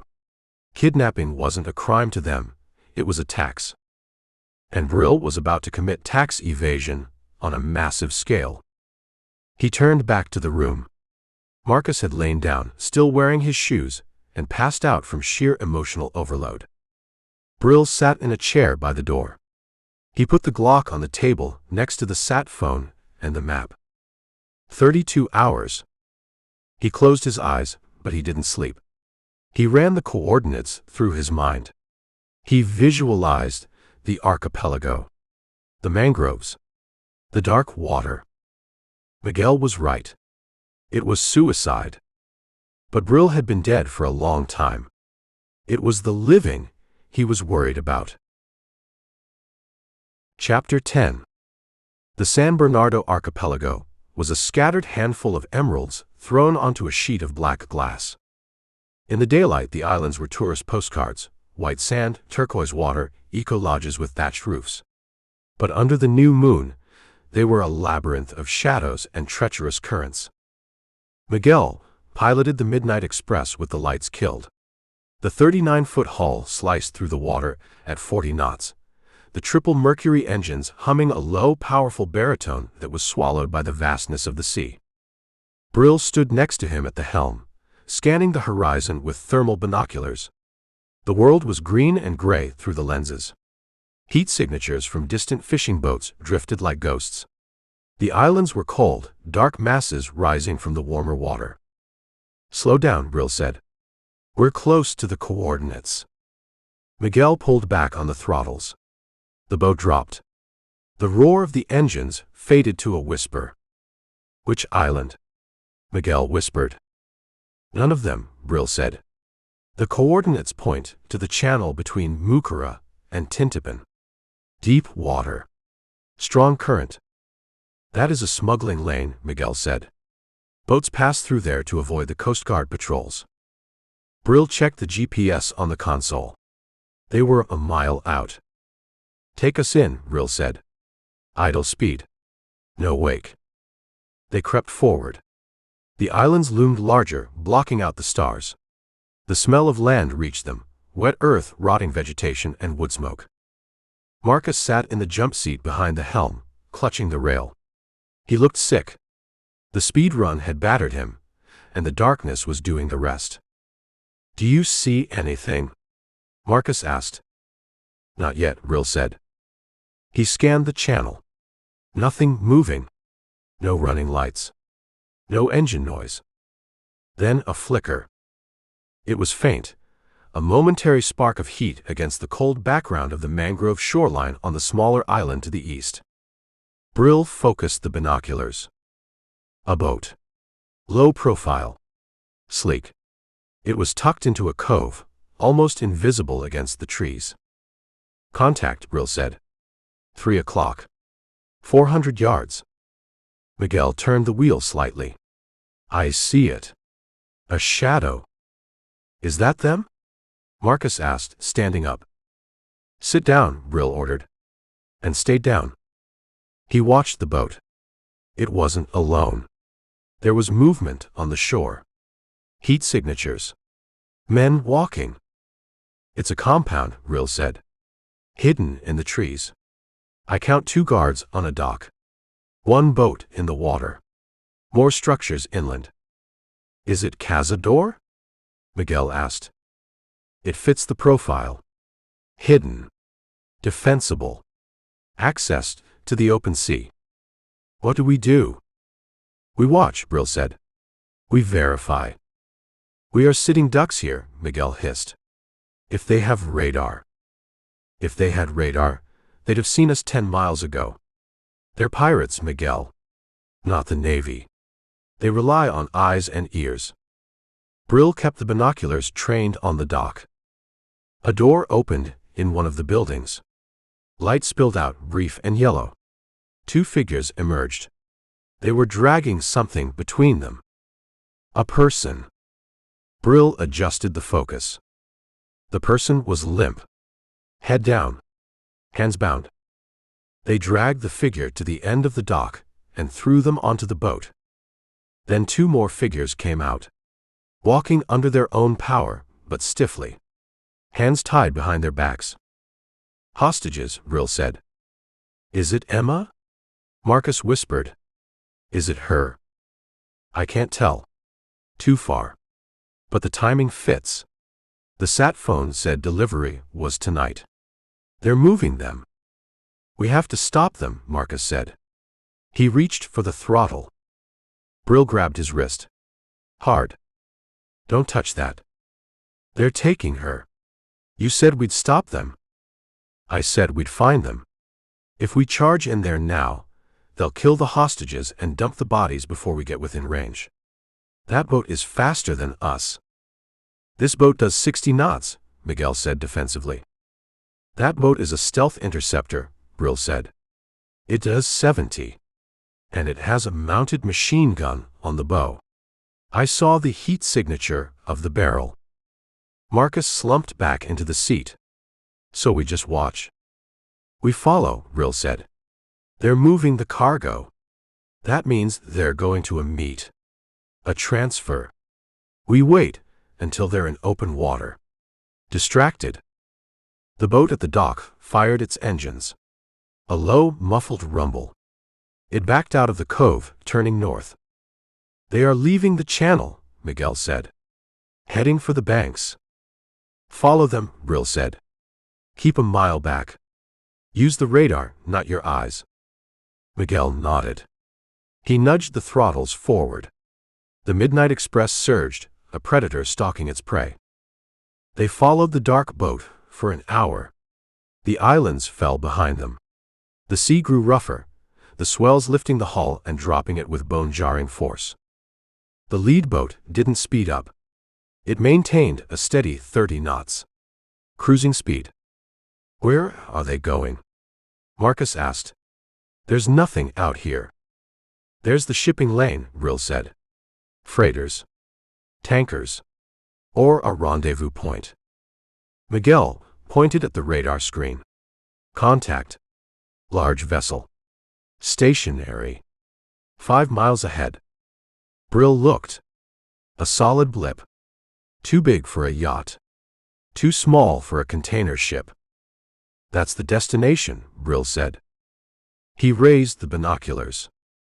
A ship materialized out of the gloom.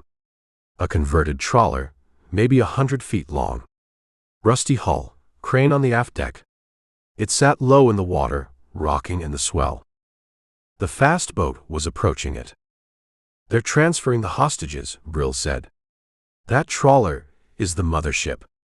Or the buyer's transport. We hit them now? Miguel asked. He sounded eager. The chase had awakened something in him. We hit them when they're vulnerable, Brill said. When they're focused on the transfer. How? Brill looked at the weapons Miguel had brought. An old M16 with taped magazines. A pump-action shotgun. And the Glock Brill had taken. We need a distraction, Brill said. He looked at the triple Mercury engines on the back of their boat. Miguel, can you unlink the engines? Control them independently? See. Why? Because we're going to create a ghost, Brill said. He grabbed a life jacket, a flare gun from the safety kit, and a roll of duct tape. What are you doing? Marcus asked. Rigging a decoy, Brill said. Miguel, bring us around to the port side of the trawler. Upwind.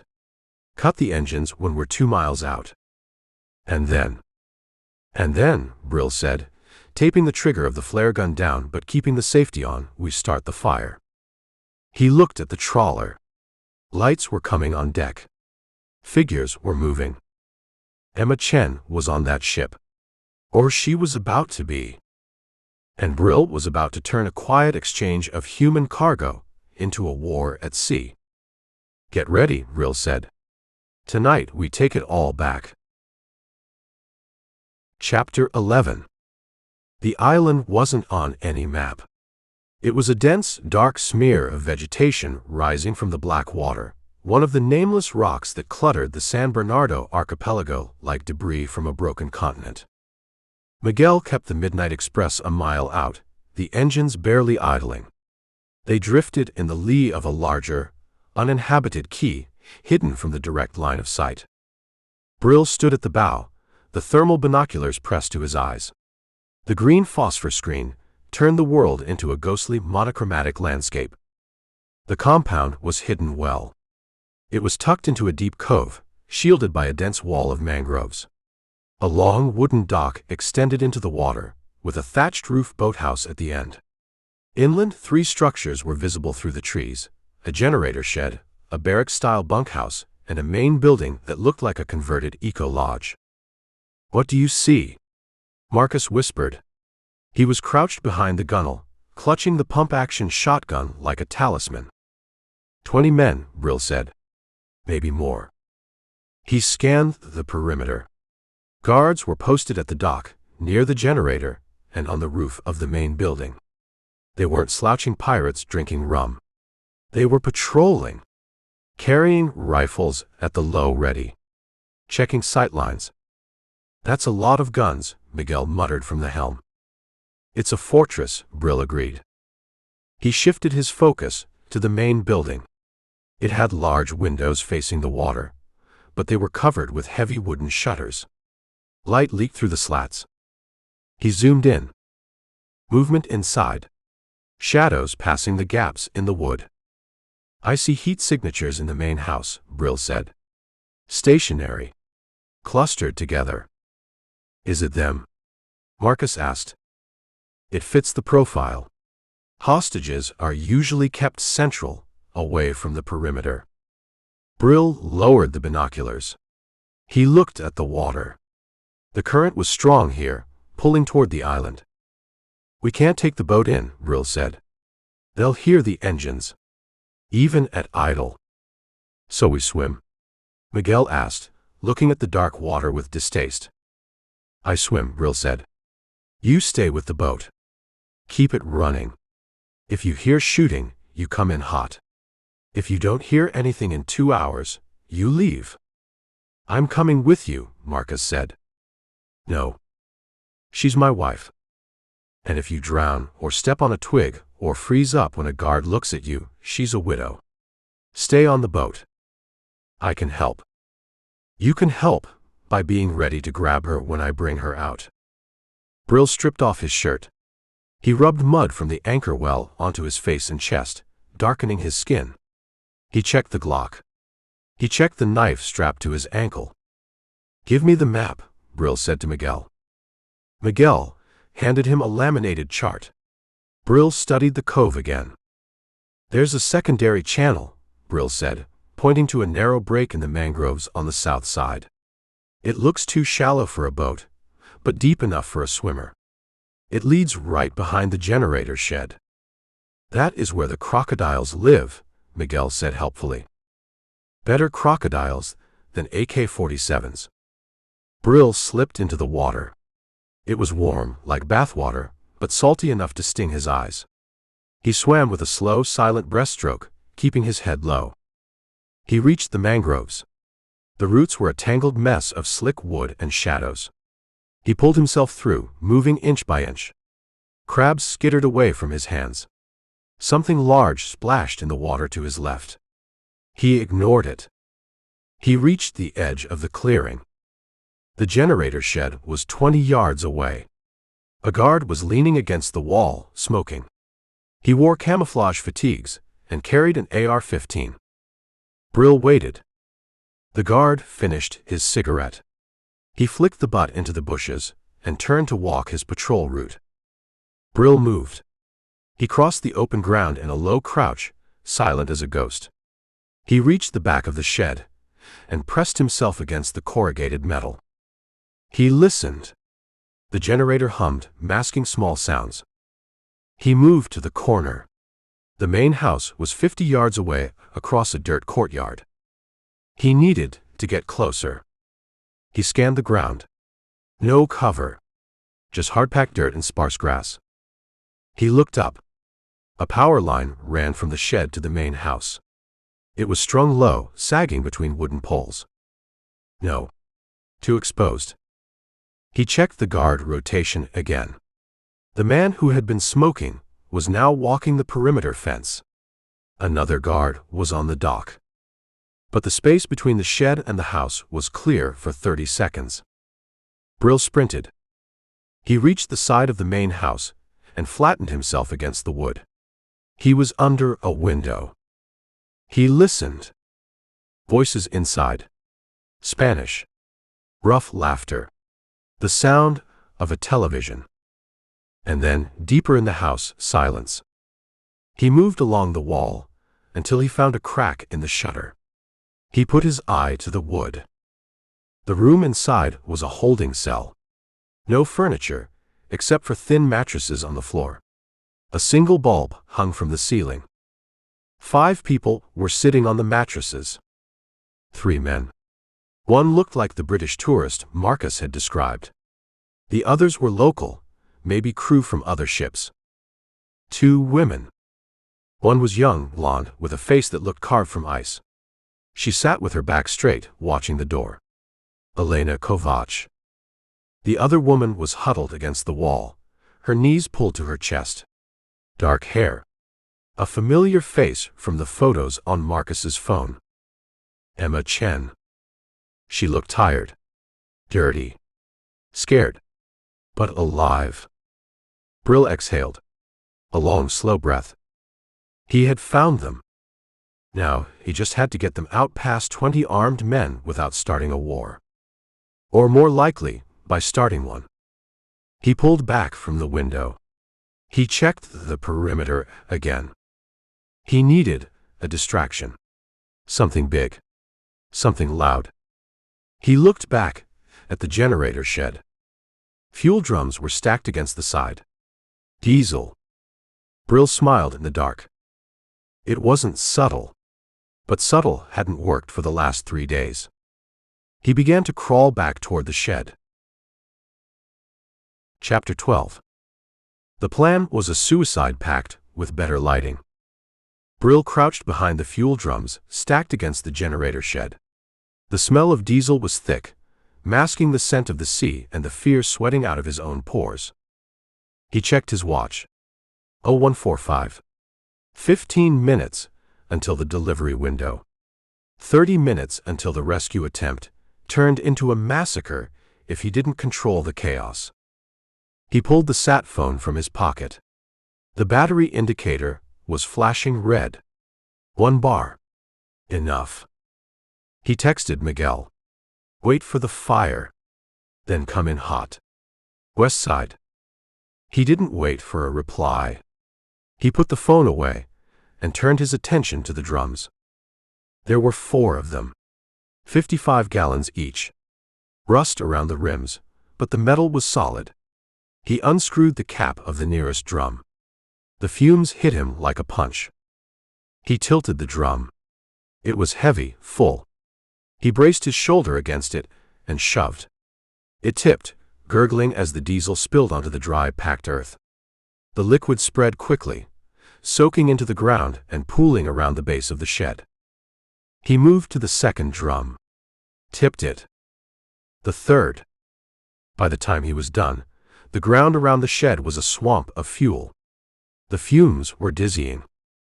He took the flare gun from his waistband, the one he'd prepped on the boat. He looked at the main house. The light still leaked through the shutters. The hostages were inside, 20 yards away. He looked at the barracks. Dark. Quiet. Most of the men were asleep. He looked at the dock. 2 guards patrolling.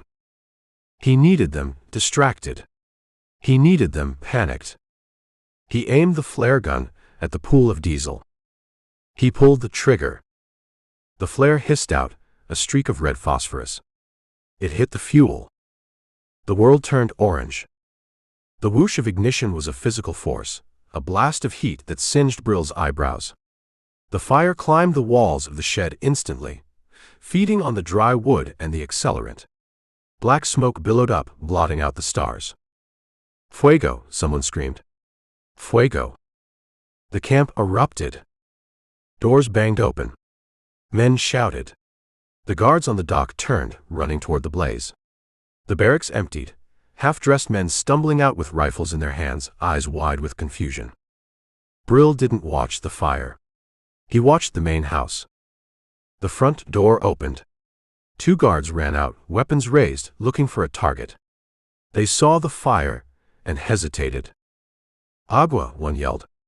Traigan agua. They ran toward the shed. The door to the main house was left unguarded. Brill moved. He sprinted across the open ground, keeping low, using the smoke as cover. The heat from the fire was intense on his back. He reached the porch of the main house and vaulted the railing. He kicked the door. It flew open. He was inside. The room was exactly as he'd seen it through the shutter. 5 hostages on mattresses. They scrambled back against the wall as he entered, eyes wide with terror. Quiet, Brill hissed. I'm getting you out. Emma Chen stared at him. She recognized him? No. She recognized the intent. Who are you? She whispered. A friend of Marcus. He's waiting on the boat. He pulled the ceramic knife from his boot. He moved to the first hostage, the British man. His hands were zip-tied. Brill sliced through the plastic. Move, Brill ordered. To the back door. Don't run until I say. He cut the second man free. Then the third. He moved to Elena Kovac. She didn't look scared. She looked angry. Took you long enough, she said. Brill cut her ties. You're welcome. He moved to Emma. Her hands were shaking so badly he almost nicked her skin. It's okay, he said softly. We're leaving. The guards, she said. There are so many. They're busy. Outside, the fire roared. An explosion rocked the ground, one of the fuel drums cooking off. The sound was deafening. Go, Brill said. Back door. Now. They scrambled up. Brill led them through the house, past a kitchen that smelled of rotting fruit, to the rear exit. He cracked the door. The path to the beach was clear. The guards were all clustered around the fire, shouting orders, trying to form a bucket brigade. Run, Brill said. Straight to the water. Swim for the boat. They ran. Brill stayed in the doorway, the Glock in his hand, covering the retreat. They made it 10 yards. 15. Then a shout from the side. Hey! Alto! A guard had come around the corner of the house. He saw the hostages. He raised his AK-47. Brill fired. 2 shots. Chest. Head. The guard dropped. But the shots were loud. Distinct. Not the roar of a fire. The crack of a gunfight. The shouting at the shed stopped. Intruders, a voice roared. Secure the prisoners. Brill slammed the door shut and engaged the deadbolt. It wouldn't hold them for long, but it bought seconds. He turned and ran after the hostages. They reached the tree line. The water was ahead, dark and inviting. Into the water. Brill yelled. Swim. The hostages splashed into the surf. Emma hesitated, looking back. Go. Brill shoved her. She dove in. Brill turned back to the compound. Flashlights cut through the smoke. Men were running toward the beach. Muzzle flashes sparked in the dark. Bullets whipped through the leaves above his head. He dropped to a knee. He fired 3 rounds at the lead pursuers, forcing them to take cover. Then he heard it. The roar of engines. The Midnight Express came around the point, running lights off, engines screaming.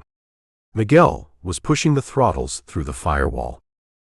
The boat slewed sideways, carving a wall of white water. Get in. Marcus screamed from the bow.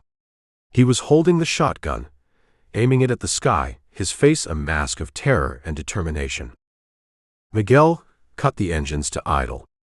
The boat drifted into the shallows. The hostages scrambled aboard. The British couple. The 2 men. Elena Kovac pulled herself over the gunwale with practiced ease. Emma Chen struggled in the surf. Marcus reached down, grabbed her arms, and hauled her up. They fell onto the deck together, sobbing. Clear. Marcus yelled. We're clear. Brill was still on the beach. He fired the last rounds in his magazine, suppressing the guards who were now pouring out of the trees. He turned and dove into the water. He swam hard underwater, surfacing at the stern of the boat. Miguel gunned the engines. The props bit. The boat leapt forward. Brill grabbed the swim platform. The acceleration nearly tore his arms from their sockets. He hauled himself up, flopping onto the deck like a landed fish. Bullets sparked off the fiberglass hull. A window shattered. Go. Brill roared. Go. Miguel didn't need telling. He hammered the throttles. The Midnight Express stood on its tail and rocketed away into the darkness, leaving the burning island and the screaming pirates in its wake. Brill lay on the deck, chest heaving. He looked at Marcus and Emma, holding each other. He looked at the other hostages, huddled in shock. He looked at Elena Kovac. She was sitting on a cooler, wringing water from her hair. She looked at Brill. And she smiled. It wasn't a smile of gratitude. It was a smile of recognition. Brill felt a cold knot in his stomach that had nothing to do with the ocean. They were out. Chapter 13. The Midnight Express cut a white scar through the black water, the triple mercury screaming at 6,000 RPM. The wind was a physical weight, stripping the heat of the fire away and leaving only the cold spray of the sea. Brill stood at the stern, watching the orange glow of the burning island shrink against the horizon. It didn't look like a rescue operation anymore. It looked like a crime scene. He turned back to the deck. The adrenaline was fading, leaving behind the dull throb of bruises he hadn't noticed acquiring. Miguel was hunched over the wheel, his face illuminated by the green glow of the radar. He was driving with a manic intensity, eyes locked on the depth sounder, threading the needle between the reefs at 40 knots. We are clear? Miguel shouted over the wind.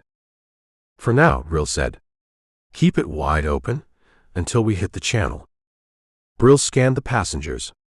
They were huddled on the deck, shivering in the wet wind. Marcus had Emma wrapped in his arms.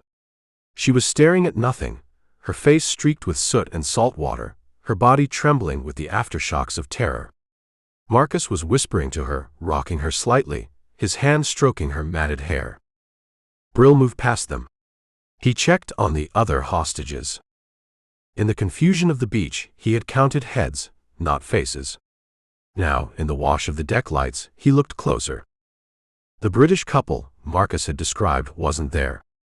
Instead, huddled near the gunwale, were 2 young women. They were pale, thin, and looked barely out of their teens.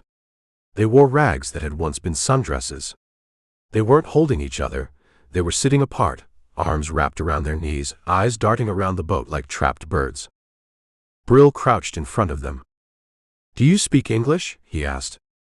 The girl on the left looked at him. Her eyes were light blue, wide with shock. She shook her head. "Rusky?" Brill asked. The girl flinched. She looked at her companion, then back at Brill. She nodded slowly. "Ukrainska?" Brill tried. "Polski." "Moldova," the girl whispered. Brill nodded. He stood up. He looked at the two men. One was the British tourist Marcus had mentioned, older, sunburned, looking like he was about to have a heart attack. The other was a deckhand from the Fantasia, still wearing torn uniform trousers. "Where are the others?" Brill asked the Brit. "The manifest said a couple." They took Margaret," the man stammered. His teeth were chattering. "2 days ago. They took her to the big house and she didn't come back." Brill filed that away. A dark fact for later. He turned his attention to the final passenger. Elena Kovac sat on the cooler near the console. She wasn't shivering. She had found a dry windbreaker, probably Miguel's, and draped it over her shoulders. She was wringing the seawater out of her blonde hair with methodical, calm movements. She caught Brill watching her. "You're staring," she said. Her voice was steady. No tremor. No shock. "I'm wondering," Brill said. "Wondering what?" "Why you smiled." Elena stopped wringing her hair. She looked at him, her eyes dark in the shadow of the bimini top. "I smiled because I'm alive," she said. "Is that a crime?" "Most people in your situation cry," Brill said. "Or they scream. Or they go into shock. They don't smile like they just won a bet. I'm not most people." "I noticed." Brill stepped closer. The boat hit a swell, launching into the air and slamming down hard. Elena didn't even grab the rail. She rode the impact with her legs balanced. "Your passport says you're 22. A student from Chicago." "That's right. Students from Chicago don't know how to move in a stack," Brill said. "And they don't look at a burning building and calculate the exit vectors." Elena tilted her head. "Maybe I watch a lot of movies. Or maybe you're the reason we're here." "I thought you were here for her," Elena said, nodding toward Emma. "The famous podcaster." "I am. But the Pirate's Ledger had a price for everyone. Chen was $250. The Brit was $100. You didn't have a number. You just had a word." "What word?" "Special." Elena laughed softly. It was a dry sound. "My mother always told me I was special." "Who are you really, Elena?" She looked out at the dark water rushing past. "I'm the girl you just pulled out of a fire. Maybe you should focus on getting us home before you start the interrogation." Brill held her gaze for a second longer, then turned away. He walked to the helm. "How long?" he asked Miguel. "Cartagena in 90 minutes, Miguel said. "If the engines hold." "The port engine is running hot." "It'll hold," Brill said. "It has to." He looked back at Marcus and Emma. Marcus looked up, his face a mask of gratitude and exhaustion. "We made it," Marcus mouthed. Brill nodded. But he didn't feel the relief. He looked at the two Moldovan girls, shivering in the corner. He looked at the British man who had lost his wife. He looked at Elena Kovac, sitting calm and dry in the chaos. This wasn't a kidnapping. It wasn't piracy. Pirates took hostages for ransom. They negotiated. They returned the merchandise when the check cleared. These women weren't merchandise to be returned. They were inventory to be sold. Emma Chen hadn't been taken because she was rich. She had been taken because she was a product. A high-value item in a catalog that included girls from Moldova and students from Chicago. Brill walked to the gunwale and looked at the wake churning white behind them. He had burned down the warehouse, but he hadn't touched the supply chain.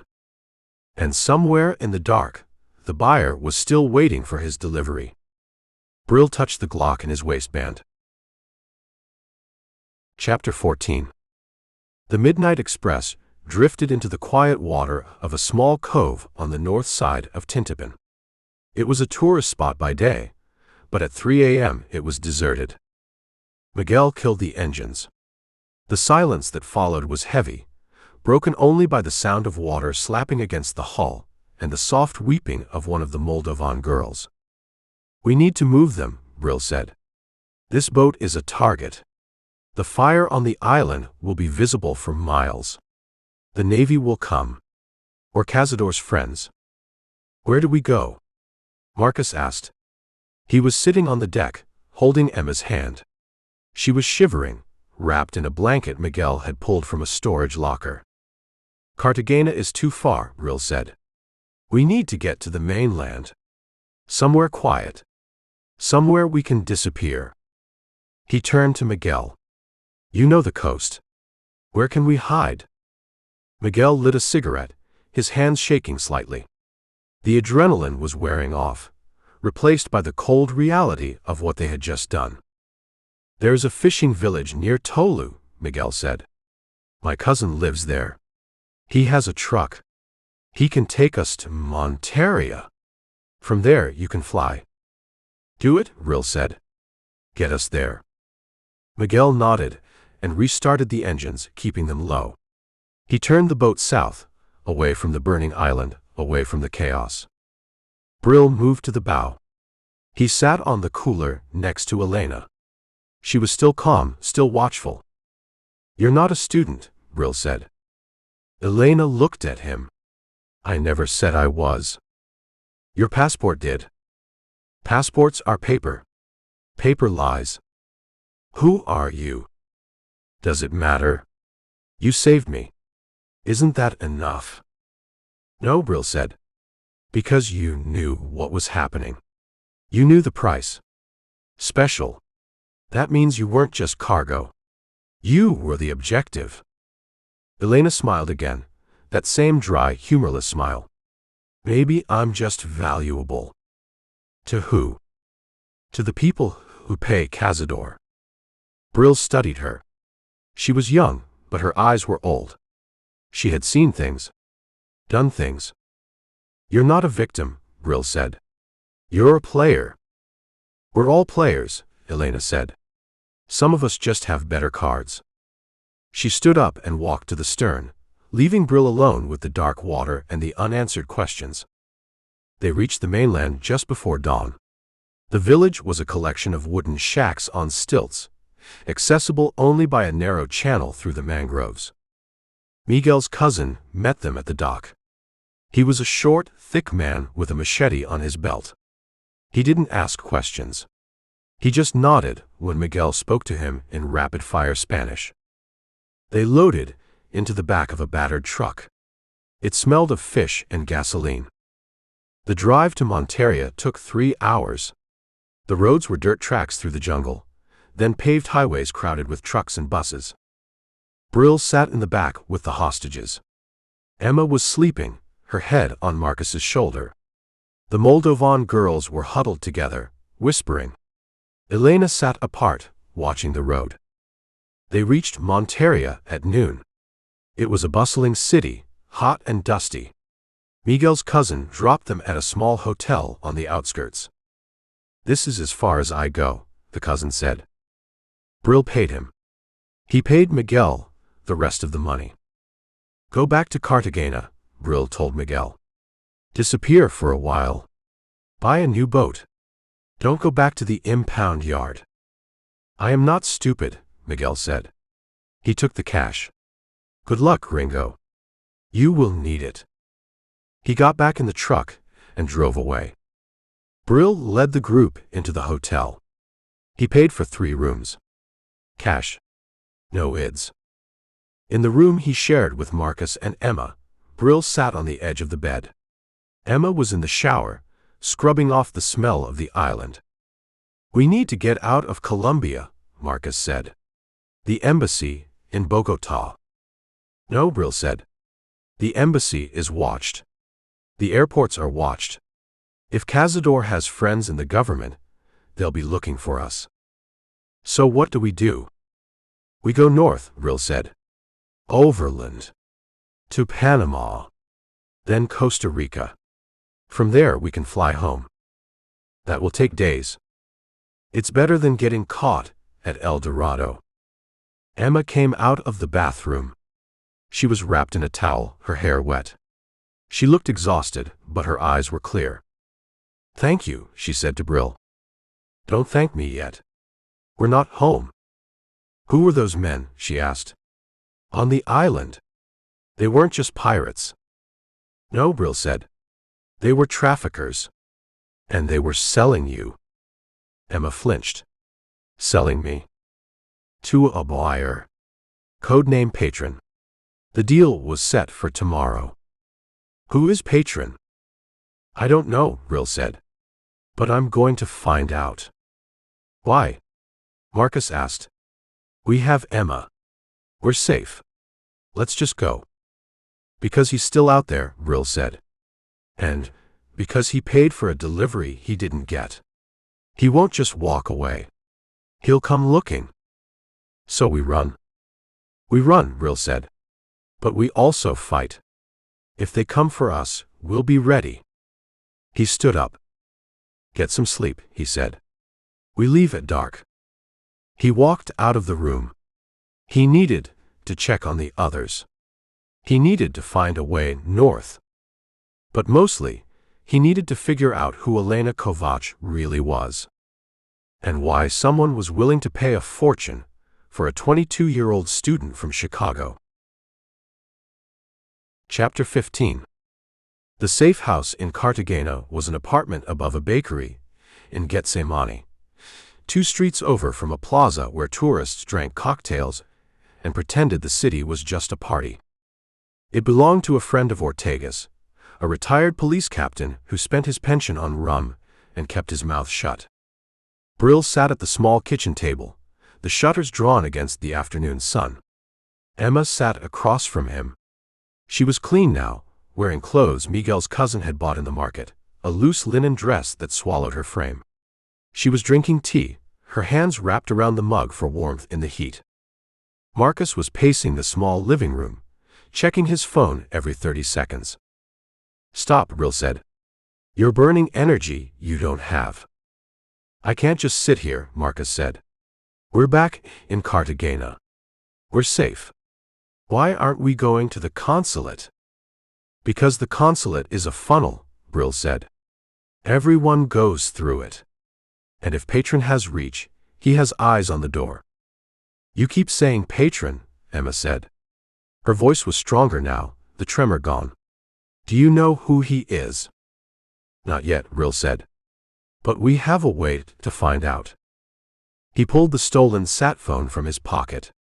He had charged it, using a universal adapter he carried in his go bag. "This phone connects to the network," Brill said. "It has messages, GPS logs, and contacts." "It's encrypted," Marcus said. "I saw the interface. It's military grade."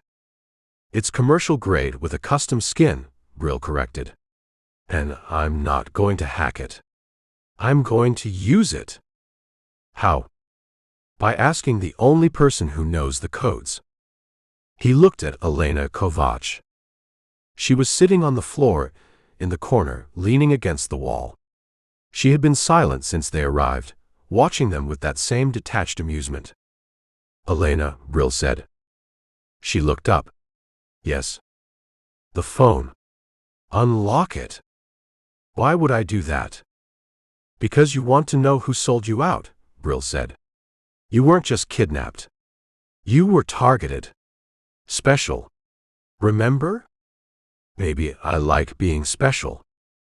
Maybe you like being alive. Patron paid for you. But he didn't get delivery. He's going to be angry. And angry men clean up loose ends." Elena laughed softly. You think I'm afraid of patron? I think you're smart enough to know that a dead asset is worthless. Unlock the phone. Let's see who he is. Elena stood up. She walked to the table. She took the phone from Brill's hand. She didn't type a code. She pressed her thumb to the screen. It unlocked. Biometric, Marcus whispered. Convenient, Brill said. Elena handed the phone back. Happy hunting. Brill scrolled through the messages. Most were logistics. Fuel drops. Crew rotations. Payments. Then he found a thread labeled simply, P. Delivery, confirmed. Friday. 0200. Payment, pending transfer. Asset K secured. Asset K, Brill said. Kovac. Or something else, Elena said. Brill ignored her. He scrolled back. Weeks of messages. Then he saw it. A photo attachment. Sent 2 weeks ago. It was a picture of a yacht. Sleek white massive. Anchored in turquoise water. The message under it read, Meeting point. Coordinate change. Panama. 0900. Monday. Monday was tomorrow. Panama, Brill said. He's not in Colombia. He's offshore. International waters, Emma said. Beyond jurisdiction. Exactly. Brill looked at the photo again. He zoomed in on the stern of the yacht. The name was visible in gold letters. The philanthropist. Marcus, Brill said. Google that ship. Marcus pulled out his own phone. He typed furiously. Registered in the Cayman Islands, Marcus said. Owned by a holding company. Global Horizon Foundation. Who runs the foundation? Marcus tapped the screen. His eyes went wide. Richard Talmadge, Marcus said. Who? He's famous. American businessman. Investor. He funds clean water projects in Africa. Schools in South America. He's a billionaire. And a human trafficker, Brill said. Emma stood up. She walked to Marcus and looked at the phone. I know him, she said. I did an episode on him a year ago. Not trafficking. Financial fraud.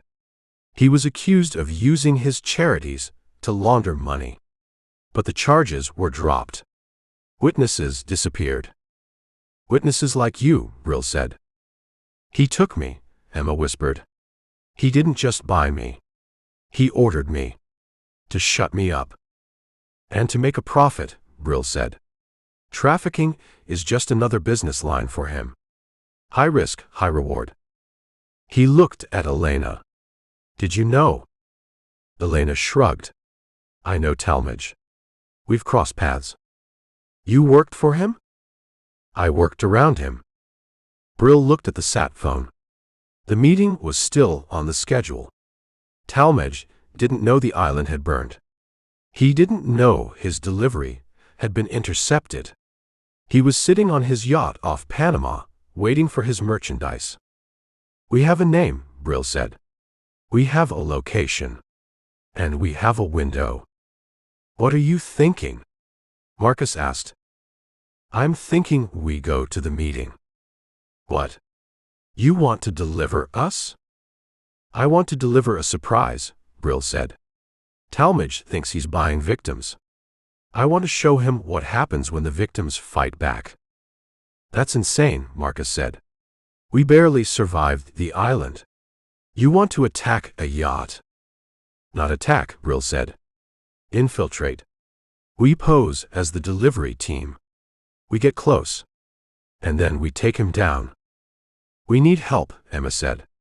Police. Navy. Someone. We have Ortega, Brill said. She said she needed proof. Patron's identity. Evidence. He held up the phone. This is evidence. The messages. The photos. The link to Talmadge. It's not enough to arrest him in international waters, Emma said. We need to catch him in the act. Exactly, Brill said. We need to record the transaction, the handover, the payment. We need to put him in a room with the merchandise and get him on tape buying human beings. And who is the merchandise? Elena asked. Brill looked at her. You are, Brill said. Elena smiled. I thought you'd never ask. And the undercover officers, Brill added. Ortega can provide them. Women who know how to handle themselves. We swap them for the Moldovans. We keep Emma and Marcus safe here. No, Emma said. I'm coming. Absolutely not, Marcus and Brill said in unison. I'm the journalist, Emma said. I know how to record. I know how to get the story. And he knows my face. If I'm not there, he gets suspicious. If you're there, he kills you, Brill said. If I'm not there, he walks away, Emma countered. He's slippery. You said it yourself. Witnesses disappear. Charges get dropped. The only way to nail Richard Talmadge is to catch him holding the smoking gun. And I am the gun. Brill looked at Marcus. Marcus looked terrified, but he nodded. She's right, Marcus said. If we don't end this, he'll just come after us again. He'll never stop. Brill sighed. He looked at the map on the wall. Panama was a day's sail away. We need Ortega, Brill said. And we need a boat that doesn't look like a warship. Miguel can get us a boat, Marcus said. Miguel is gone, Brill said. But he has cousins. He picked up his own phone. He dialed the number Ortega had given him. It rang once. Ortega. I have a name, Brill said. And I have a location. Richard Talmadge. Off the coast of Panama. Tomorrow morning. Silence on the line. Then a sharp intake of breath. Talmadge. The philanthropist? The trafficker. I have his phone. I have the buy order. He's waiting for delivery. What do you need? I need 3 female officers. Undercover. Ready to play hostage. And I need a recording device that won't be found in a strip search. That is highly irregular. So is kidnapping a podcaster. Are you in? Where do we meet? The marina in Manga. Tonight. Midnight. Bring the officers. And bring guns. I will be there, Ortega said. And Wingfield? Yeah. If this goes wrong, I don't know you. Nobody knows me, Brill said. He hung up. He looked at the group in the small apartment. A software engineer. A podcaster. A mystery woman. And a ghost. They were going to take down a billionaire. Get ready, Brill said. We're going back to sea. Chapter 16. The safe house in Getsemani smelled of fresh coffee and old fear. Brill stood by the window, watching the street through the slats of the shutters. The city was waking up. Vendors were pushing carts, school children were walking in uniforms, and the world was pretending everything was normal. Emma Chen sat at the kitchen table, her laptop open. She had recovered the device from Miguel's cousin, who had retrieved it from the hotel in Monteria. She was typing furiously, her face set in a grim mask of concentration. Are you sure about this? Marcus asked. He was standing behind her, his hand on her shoulder. I'm sure, Emma said without stopping. This is what I do. I investigate. I expose. But this isn't a podcast, Marcus said. This is a war. It's the same thing, Emma said. Information is ammunition. Brill turned from the window. She's right. Talmadge operates in the shadows. He relies on anonymity. On plausible deniability. If we shine a light on him, he loses his cover. But he'll know it was us, Marcus said. He already knows, Brill said. He knows I stole his phone. He knows I intercepted his delivery. The element of surprise is gone. Now we need leverage. And I'm the leverage, Emma said. She stopped typing and spun the laptop around. I've cross-referenced the GPS logs from the sat phone with Talmadge's public appearances, Emma said. Every time he's been in the region for a charity event or a business summit, there's been a corresponding spike in encrypted traffic on the network. He coordinates his trips with the deliveries. Correlation isn't causation, Brill said. A lawyer would tear that apart. I'm not building a legal case, Emma said. I'm building a narrative. I'm connecting the dots for the public. Once the story is out, the authorities will have to investigate. They won't have a choice. But that takes time, Marcus said. We don't have time. We have something better, Brill said. We have a deadline. He looked at Elena Kovac. She was sitting on the floor again, playing with a knife she had taken from the kitchen. She was tossing it up and catching it by the handle over and over. You're quiet, Brill said. I'm listening, Elena said. And thinking. About what? About why you haven't asked me the most important question. Which is, why Talmadge wanted me. Brill walked over to her. I assumed it was because you're beautiful. And young. And blonde. That fits his profile. Talmadge doesn't buy profiles, Elena said. He buys assets. She stopped tossing the knife. She looked at Brill, her eyes hard and clear. I worked for a bank in Zurich, Elena said. Private wealth management. Very discreet. Very exclusive. And I managed the accounts for the Global Horizon Foundation. Emma gasped. Talmadge's foundation. Yes, Elena said. I saw the money moving. Millions of dollars. Donations coming in, grants going out. But the grants were going to shell companies. Companies that didn't exist. Companies that bought fuel for boats that didn't have transponders. You found the money trail, Brill said. I found the laundering operation, Elena said. I downloaded the records. The ledger. The real one. Where is it? Emma asked. It's in the cloud, Elena said. Encrypted. With a dead man's switch. If I don't check in every week, it gets emailed to Interpol, the FBI, and the New York Times.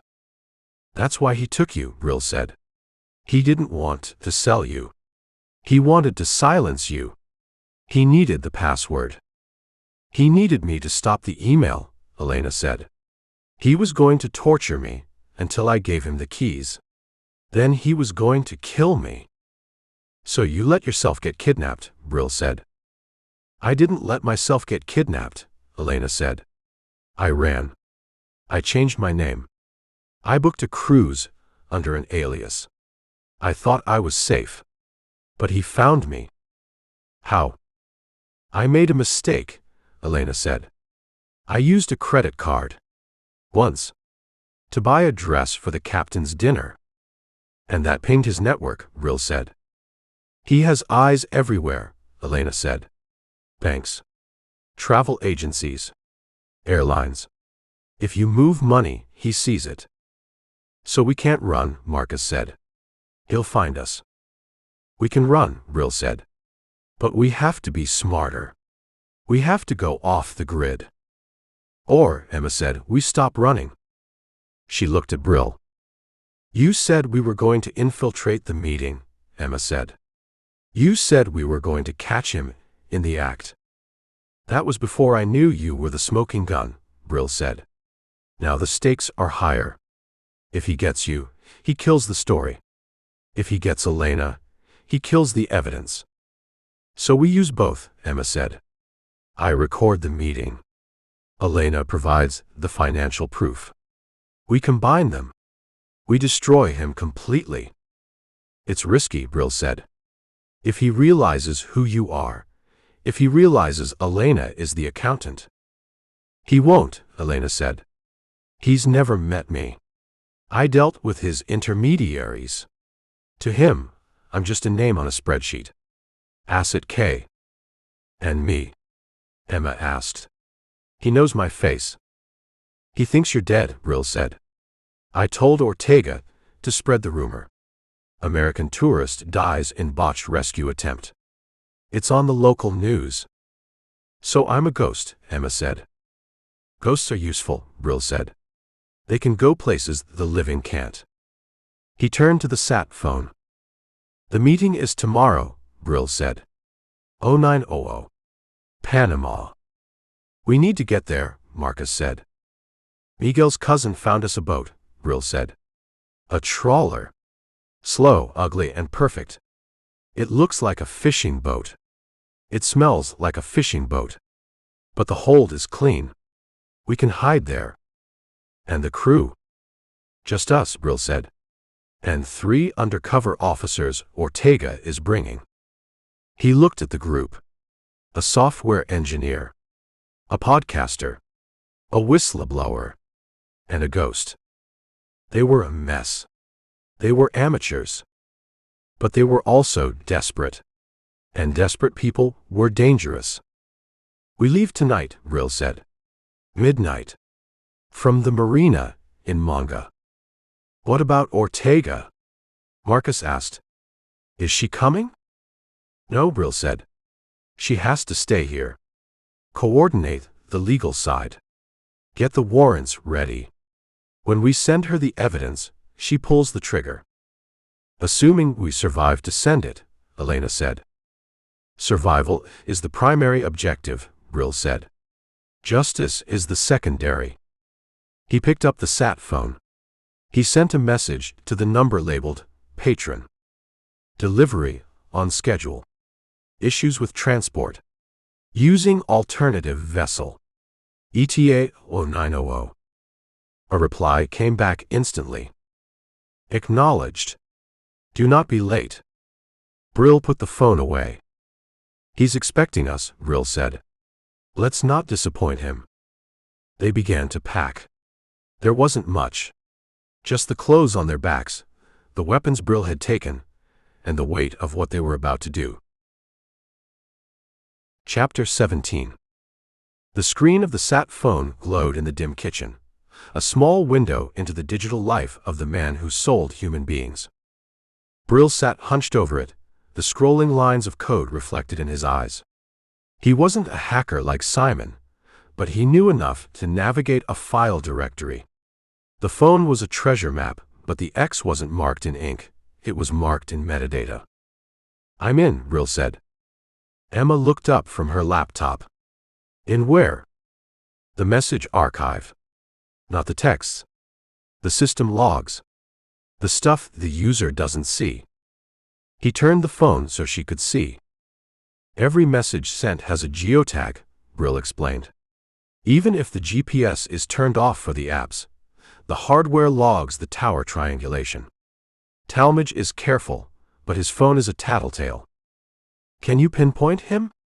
Marcus asked. I can do better. I can build a timeline. Brill tapped the screen. A list of coordinates appeared. 2 weeks ago. Miami. 4 days. Coordinates match a private marina in Coconut Grove. Then a flight to Bogotá. Then Cartagena. He was here. Emma asked. He was here when you were taken, Brill said. He supervised the acquisition. Then he moved. To where? Panama. The coordinates stopped moving 3 days ago. He's anchored. The yacht, Elena said from the floor. The philanthropist. Yes. But look at the message history. The one labeled Patron. Brill opened a specific thread. It wasn't just logistics. It was a conversation. Product quality confirmed? Yes. High value. Proceed with transfer. Standard protocols. Standard protocols, Brill repeated. That means he's done this before. Many times. We knew that, Emma said. We suspected it. This proves it. But there's something else.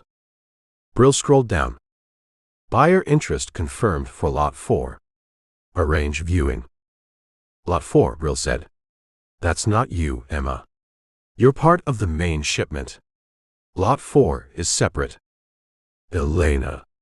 Marcus asked. No, Elena said. I'm not for sale. I'm for disposal. Then who is Lot 4? Brill asked. He looked at the manifest photo again. The one from the pirate's house. Chen. Thorn. Kovac. There was no fourth name. Maybe it's not a person, Emma said. Maybe it's drugs. Weapons. Talmadge doesn't mix business lines, Brill said. Too risky. If he gets caught with drugs, he goes to prison. If he gets caught with people, he claims they're refugees he rescued. He spins it. He looked at the message again. Arrange viewing. You don't view drugs, Brill said. You test them. You view people. He stood up. He paced the small kitchen. The pieces were there, but they weren't fitting. There's another buyer, Brill said. Talmadge isn't the end of the line. He's a wholesaler. He buys from Cazador, aggregates the product and sells to. To who? Marcus asked. To someone who needs a viewing. Brill looked at the sat phone. He typed a message to the number that had sent the Lot 4 inches inquiry. Viewing scheduled. 0900. Tomorrow. He waited. 3 dots appeared. Confirmed. We'll be on site. Who did you just message? Emma asked. I don't know, Brill said. But they're coming to the yacht tomorrow. So we have 2 targets, Elena said. Talmadge. And the buyer. 2 birds, Brill said. 1 stone. And we're the stone, Marcus said. Brill looked at them. They were tired. Scared. But they were listening. They were part of the plan.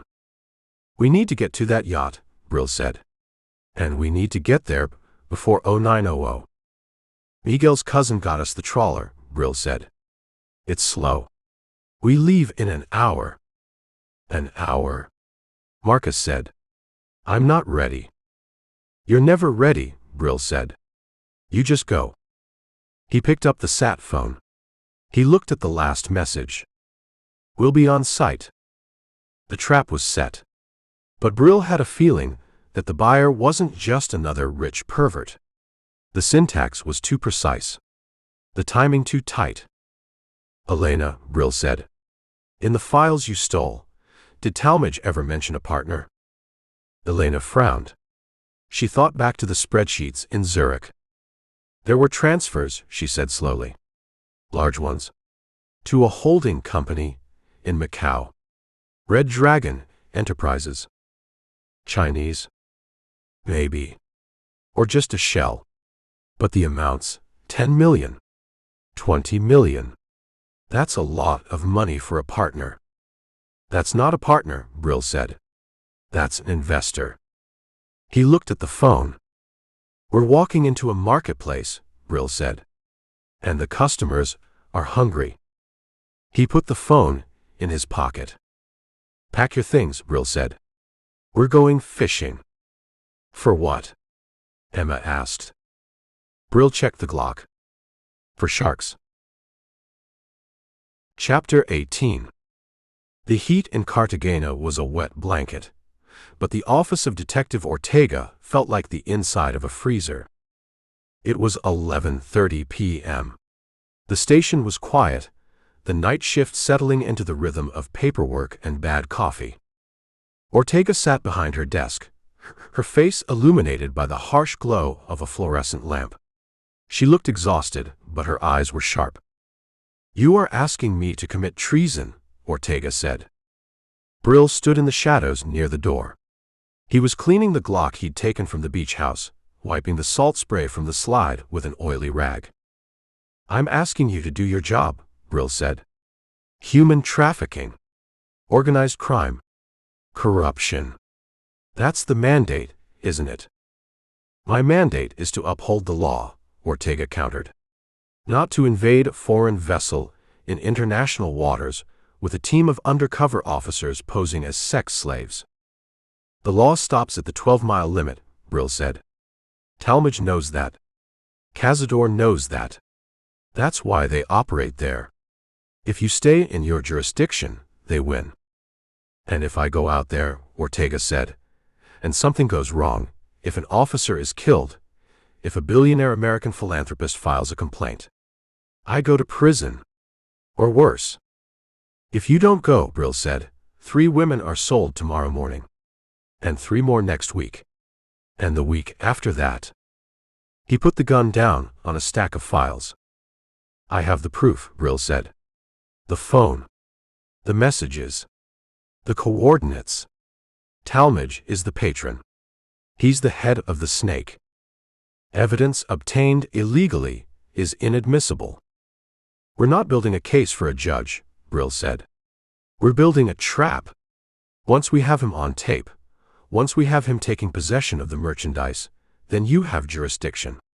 Conspiracy to traffic. Kidnapping. You can arrest him the moment he steps back on Colombian soil. Or you can hand the evidence to the FBI and let them take him when he lands in Miami. Ortega rubbed her temples. She looked at the map on the wall. The pins marking the disappearances. The red dots of failure. 3 officers, she said softly. Volunteers. No official orders. No backup. They have to be good, Brill said. They have to sell it. Fear. Submission. If they break character, we're all dead. I have them, Ortega said. Unit of intelligence. They work deep cover. Vice. Narcotics. They know how to play the victim. And the recording? Microtransmitters, Ortega said. Embedded in jewelry. Or buttons. But they have to get close.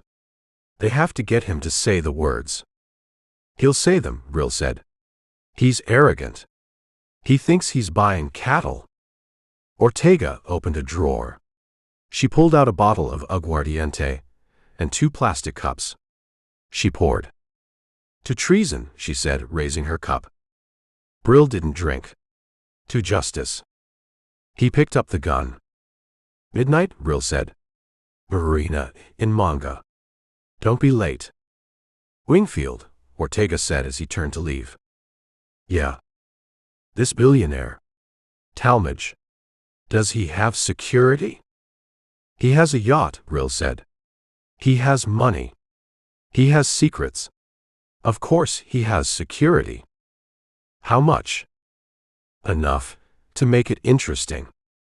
Brill walked out of the office. He left the station through the back door, slipping into the humid night. He had the team. He had the boat. He had the plan.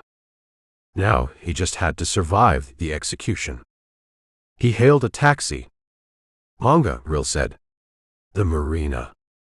The driver looked at him in the rearview mirror. Brill's face was a mask of shadows. Tourist? The driver asked. Something like that, Brill said. He leaned back in the seat. He checked the time. 11:45 p.m. 15 minutes to midnight. The clock was ticking down. And tomorrow morning, Richard Talmadge was going to find out that some things weren't for sale. Chapter 19. The Esmeralda was a 60-foot shrimp trawler that had seen better decades. Her hull was a patchwork of rust and peeling blue paint. Her deck smelled of diesel and dead crustaceans, and her engine sounded like a bag of wrenches being thrown down a metal staircase. But she was sturdy. She had a hold deep enough to hide an army, and she was exactly the kind of boat that moved through these waters without anyone giving a damn. Brill stood in the wheelhouse, watching the sunrise bleed across the horizon. Panama was a dark smudge to the west. The GPS coordinates Talmadge had sent were 10 miles out, right on the edge of international waters. We are close, Miguel's cousin, a man named Luis, said. He was piloting the boat, his hands loose on the wheel. He looked relaxed, but his eyes kept flicking to the radar screen. Slow down, Brill said. We don't want to arrive early. We want to arrive exactly when he expects us. Luis throttled back. The engine grumbled, settling into a lower, rhythmic cough. Brill looked out the window. The sea was calm, a sheet of hammered copper under the morning sun. Is everyone ready? Brill asked. As ready as they will ever be, Luis said. Brill left the wheelhouse and went down to the main deck. The 3 undercover officers Ortega had provided were sitting on the hatch cover. They were young, tough women who looked like they could handle themselves in a bar fight, but right now they looked like victims. They were dressed in the clothes the hostages had worn, torn sundresses, dirty t-shirts. Their hands were zip-tied loosely in front of them. Their faces were smudged with grease and dirt. One of them, a woman named Vega, looked up at Brill. How do we look? She asked. Like you've been in a hole for a week, Brill said. Perfect. And the recording? Vega tapped the top button of her dress. Camera and mic. Live feed to Ortega's team in Cartagena. As soon as he takes possession, they have the evidence. Good. Remember, you're terrified. You're broken. Don't make eye contact. Don't fight back. Let him think he's buying cattle. Vega nodded. We know the role. Brill moved past them to the hold. He lifted the hatch. Elena Kovac was sitting on a crate below, sharpening the knife she'd taken from the safe house. She looked up. Are we there? Almost. And my part? You stay hidden until I give the signal. When the shooting starts, you cover the rear. Don't let anyone flank us. Understood. And Elena? Yes. Don't kill Talmadge. We need him alive. Elena smiled. I make no promises. Brill closed the hatch. He walked to the bow. He could see it now. The philanthropist. It was a gleaming white palace floating on the water. 3 decks. Helicopter pad. Radar domes. It looked less like a boat and more like a spaceship that had landed in the ocean. As they got closer, Brill saw the details. The armed guards patrolling the decks. The fast attack boats tied up at the stern. The drone circling overhead. Talmadge wasn't taking chances. Hail them, Brill told Luis over the radio. Luis picked up the mic. Philanthropist, philanthropist. This is Esmeralda. We have your delivery. A voice crackled back. English. American accent. Esmeralda, hold your position. Prepare to be boarded. Boarded. Luis looked at Brill. Let them, Brill said. They're checking for a trap. If we fight now, we lose. A rib detached from the yacht's stern. 4 men in tactical gear. They sped toward the trawler, their wake cutting a V in the calm water. They came alongside. 2 men boarded, weapons raised. They scanned the deck. They looked at the 3 women. They checked the wheelhouse. One of them walked up to Brill.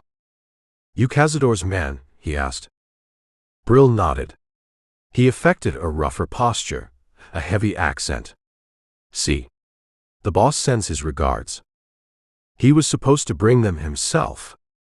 The boss is busy. Business in Baru. The guard looked at the women again. He spoke into his radio. Package is here. 3 units. Looks correct. Bring them over, the voice on the radio said. And bring the lieutenant. The guard pointed to the rib. Load them up. Brill helped the women into the boat. He climbed in after them. The guards kept their weapons trained on him.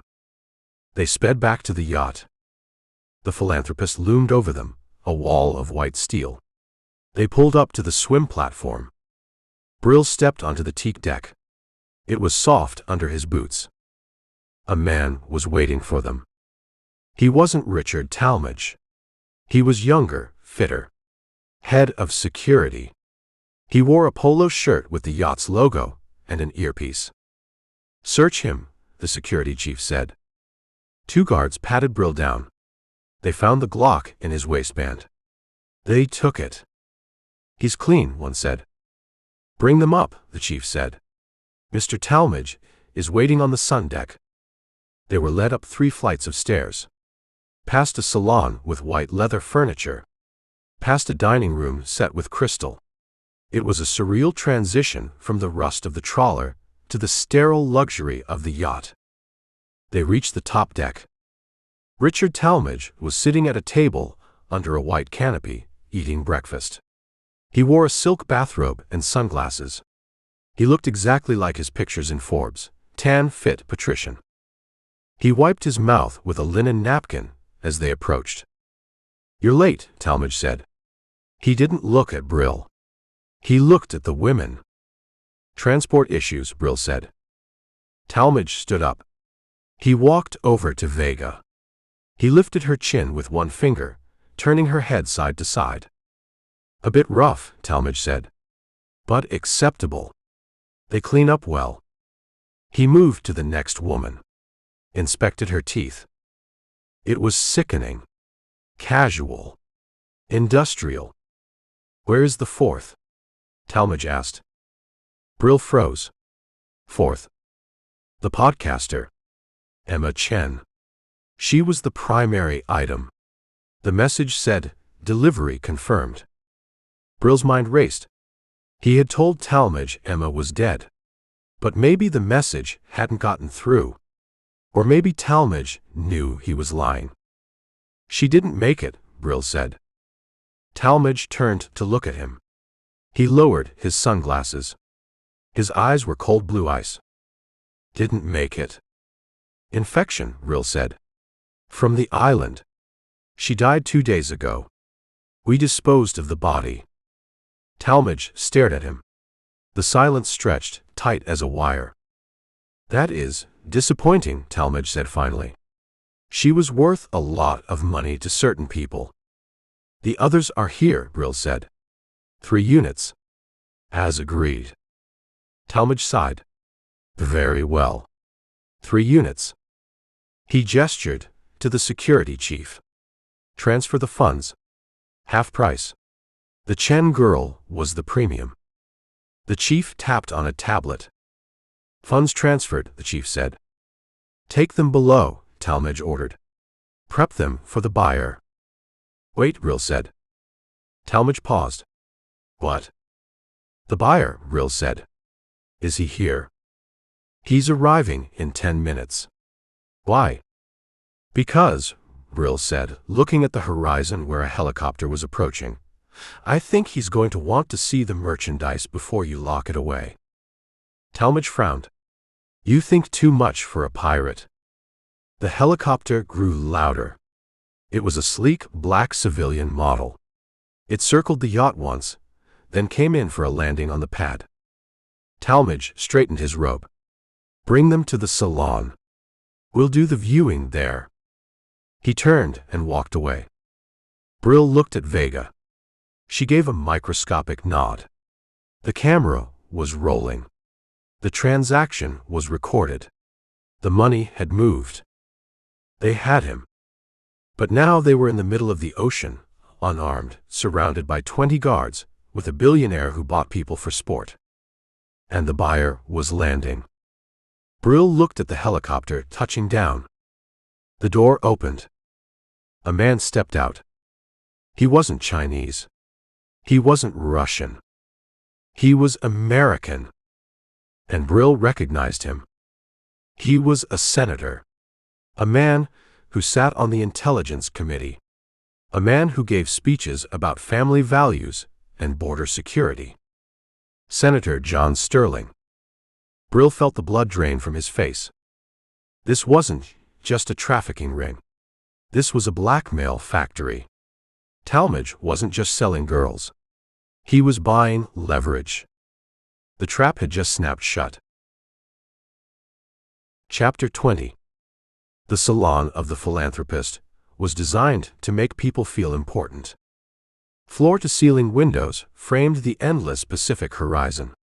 White leather sofas formed conversational clusters around tables made of petrified wood. A bar carved from a single block of onyx glowed softly in the corner. It was a beautiful cage. Brill stood near the entrance, his hands resting loosely at his sides. He had been searched, but he still had his eyes, and his eyes were dissecting the room. 4 armed guards stood at the perimeter. HK MP5s on slings. Professional stance. They weren't watching the windows, they were watching the merchandise. The 3 undercover officers, Vega and her team, sat on a sofa in the center of the room. They played their parts perfectly. Shoulders hunched, eyes downcast, trembling slightly. They looked broken. Elena Kovac sat apart from them, on a high-backed chair near the bar. She wasn't trembling. She was watching the door. The door opened. Richard Talmadge entered first.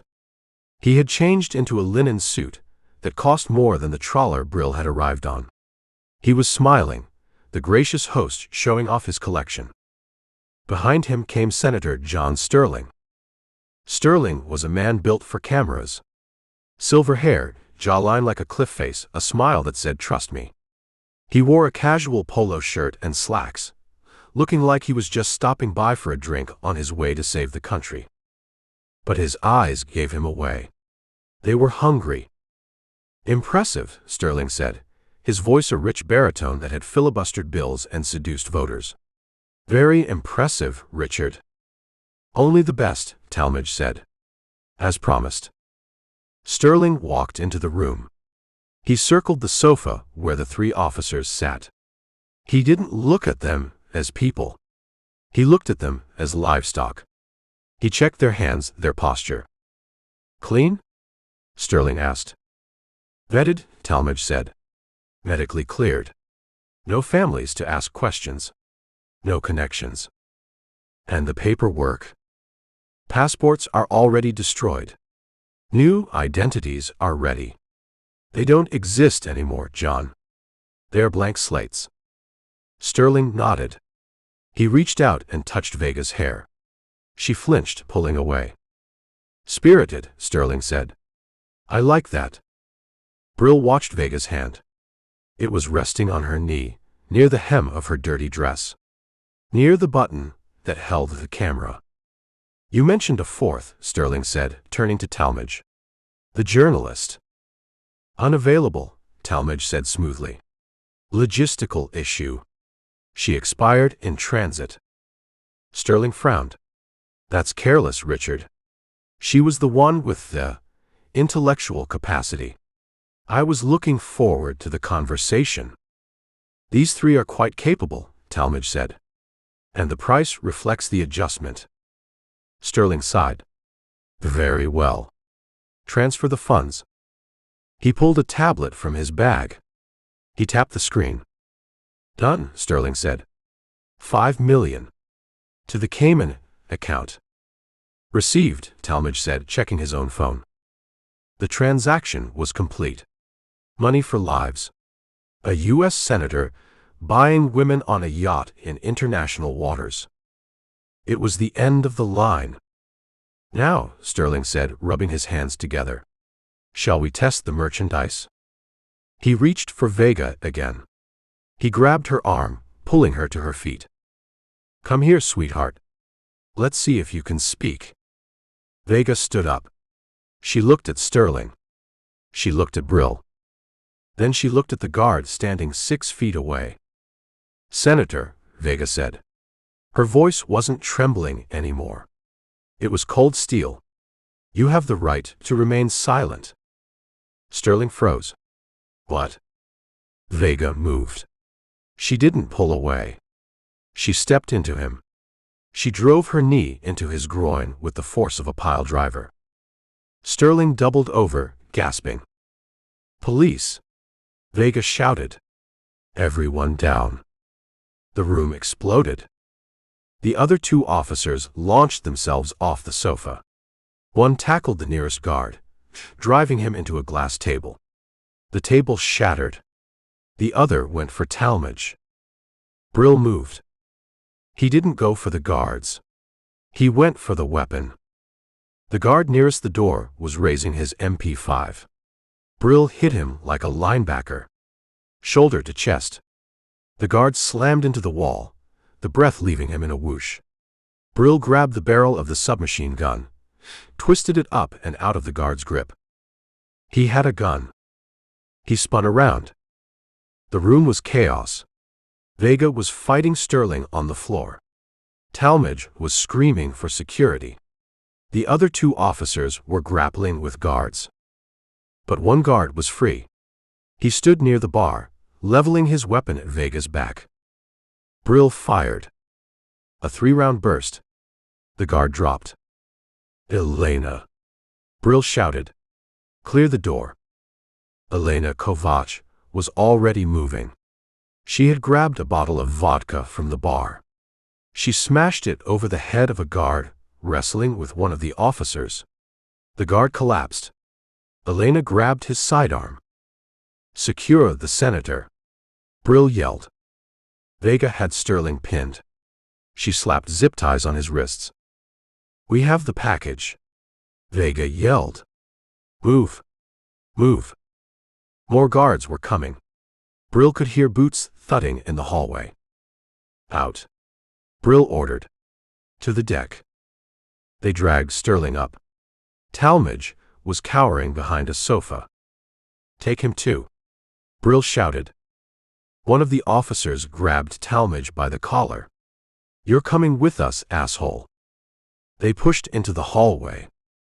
A squad of security personnel rounded the corner. 4 men, heavily armed. Brill fired a suppression burst. They ducked back. "Grenade!" Brill yelled, though he didn't have one. The guards flinched. It bought them 2 seconds. They ran for the stairs. Up to the sun deck. The helicopter was there. The pilot was starting the rotors. "Take the bird," Brill shouted. They sprinted across the teak deck. The pilot saw them coming. He saw the guns. He didn't wait. He pulled pitch. The helicopter lifted off, banking away. "Damn it," Vega yelled. "The ribs," Brill said. "Over the side." They ran to the rail. The yacht's tenders were tied up below. Guards poured onto the deck behind them. Bullets whizzed past, chipping the fiberglass. "Jump," Brill ordered. They vaulted the rail. A 20-foot drop to the water. They hit the ocean hard. Brill surfaced, gasping. "Get to the boat." They swam for the nearest rib. Brill hauled himself over the gunwale. He pulled Vega in. Then the others. They had Sterling. They had Talmadge. But they had left the officers behind. Brill looked up at the yacht. The 2 other undercover women were still on deck, surrounded. "Captured." "No," Vega screamed. "We have to go back." "We can't," Brill shouted. He was at the console of the rib, hot wiring the ignition. "We're outgunned." The engine roared to life. "Go," Elena yelled. "They're bringing the big guns." A heavy machine gun opened up from the bridge wing of the yacht. .50 caliber rounds churned the water around them into white foam. Brill slammed the throttle forward. The rib leapt away. They sped toward the horizon. Brill looked back. The philanthropist was turning. It was giving chase. And they had 2 of Ortega's people. The trap had sprung. But it had caught the wrong prey. Chapter 21. The wind on the open water was a welcome shock after the stagnant air of the salon. Brill was at the helm of the rib, his hand locked on the throttle, knuckles white. The twin 300-horsepower outboards screamed, pushing the inflatable boat to 50 knots. The hull skipped over the swells, slamming down with bone-jarring force every 3 seconds. Behind him, chaos reigned. Senator Sterling was huddled on the floor of the boat, zip-tied and groaning, his face pale green. Richard Talmadge was next to him, clutching the gunwale, staring back at his yacht with the disbelief of a man watching his empire burn. Vega was reloading the Glock she'd taken from the guard. Her hands were steady, but her eyes were furious. "We left them," she shouted over the wind. "We left my team." "We saved the mission," Brill shouted back, not looking at her. He kept his eyes on the horizon, scanning for pursuit. "We have the targets. We have the leverage. They'll kill them." "No," Brill said. "They're cops. Talmadge knows that now. Killing cops brings heat he can't buy his way out of. He'll hold them. He'll use them as bargaining chips." "Bargaining chips for what?" "For us," Brill said. "He wants his life back." He checked the GPS. Panama was 20 miles away. But they couldn't go to Panama. Talmadge had influence there. Sterling had influence there. If they landed at a marina, they'd be arrested before they tied up. They needed to disappear. "Incoming!" Elena yelled from the stern. Brill looked back. The philanthropist was turning, its massive bow cutting a white wake. But it wasn't the yacht that worried him. It was the two speedboats that had dropped from its davits. They were fast attack craft, sleek black, military grade. And they were gaining. "How fast are they?" Marcus asked. He was crouched near the bow, holding onto a rope, looking like he wished he was back in his cubicle in Seattle. "Faster than us," Brill said. He scanned the water ahead. Open ocean. No islands. No cover. Except for the reef. The charts Miguel's cousin had given him showed a shallow shoal 5 miles to the south. Bajo de la Muerte. The reef of death. "Hang on," Brill said. He spun the wheel. The rib heeled over hard, the tubes biting into the water. He pointed the bow south. "Where are we going?" Vega asked. "Into the shallow end," Brill said. The speedboats adjusted their course. They were closing fast. Brill could see the muzzle flashes from the bow gunners. Bullets stitched the water 50 yards behind them. "They're shooting to kill," Marcus yelled. "They're shooting to stop us," Brill said. "If they hit the engines, we're done." He pushed the throttle past the detent. The engines whined in protest. "Elena," Brill shouted. "Take the wheel." Elena scrambled forward. She grabbed the wheel as Brill let go. "Keep it steady," Brill said. "Heading 180. He moved to the stern. He grabbed the MP5 he'd taken from the guard on the yacht. He checked the magazine. Full. He braced himself against the radar arch. The lead speedboat was 400 yards back. A man was standing in the bow, firing an assault rifle. Brill waited for the swell to lift them. He took a breath. Let it out. He fired. A short controlled burst. Sparks flew from the cowling of the lead boat's engine. But it didn't slow. "Too far," Brill muttered. "They're gaining," Elena shouted. 300 yards. Brill looked ahead. The water was changing color. From deep blue to turquoise. "The reef." "Elena," Brill yelled.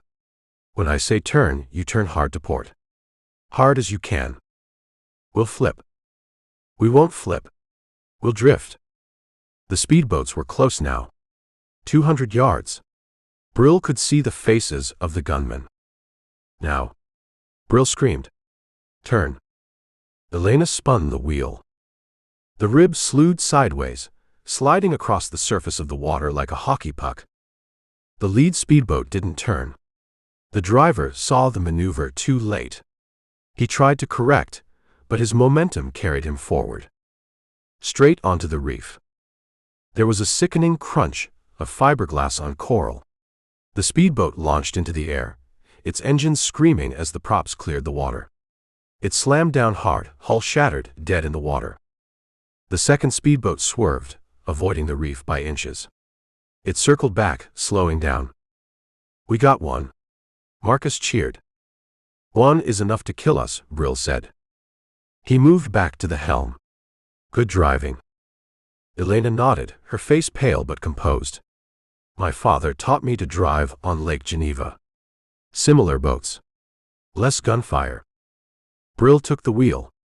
He navigated through the cut in the reef, into the deeper water on the other side. The second speedboat was wary now. It stayed back, pacing them but keeping its distance. They're waiting, Brill said. For what? Vega asked. For help. He pointed to the sky. A drone. A small gray quadcopter. It was hovering above them, tracking their position. Talmadge has eyes on us, Brill said. He's directing the hunt. He looked at Sterling. The senator was sitting up now, glaring at Brill. You're making a mistake, Sterling said. A very expensive mistake. Shut up, Brill said. Do you know who I am? Do you know what I can do to you? I know you just bought 3 women for $5 million, Brill said. I know you're going to spend the rest of your life in a federal prison. Or a Colombian one. I hear the food is terrible in both. Sterling laughed. You have no jurisdiction. No evidence. I have the recording, Vega said, tapping the button on her dress. Video and audio. Crystal clear. Sterling's face fell. He looked at Talmadge. You said this was secure, Richard. It was, Talmadge said, his voice tight. Until the pirate decided to become a crusader. Brill ignored them. He checked the fuel gauge. Half a tank. Where are we going? Elena asked. Miguel's cousin mentioned a cove, Brill said. South of here. Mangroves. Hidden. We can't hide forever, Vega said. We need to get this evidence to Ortega.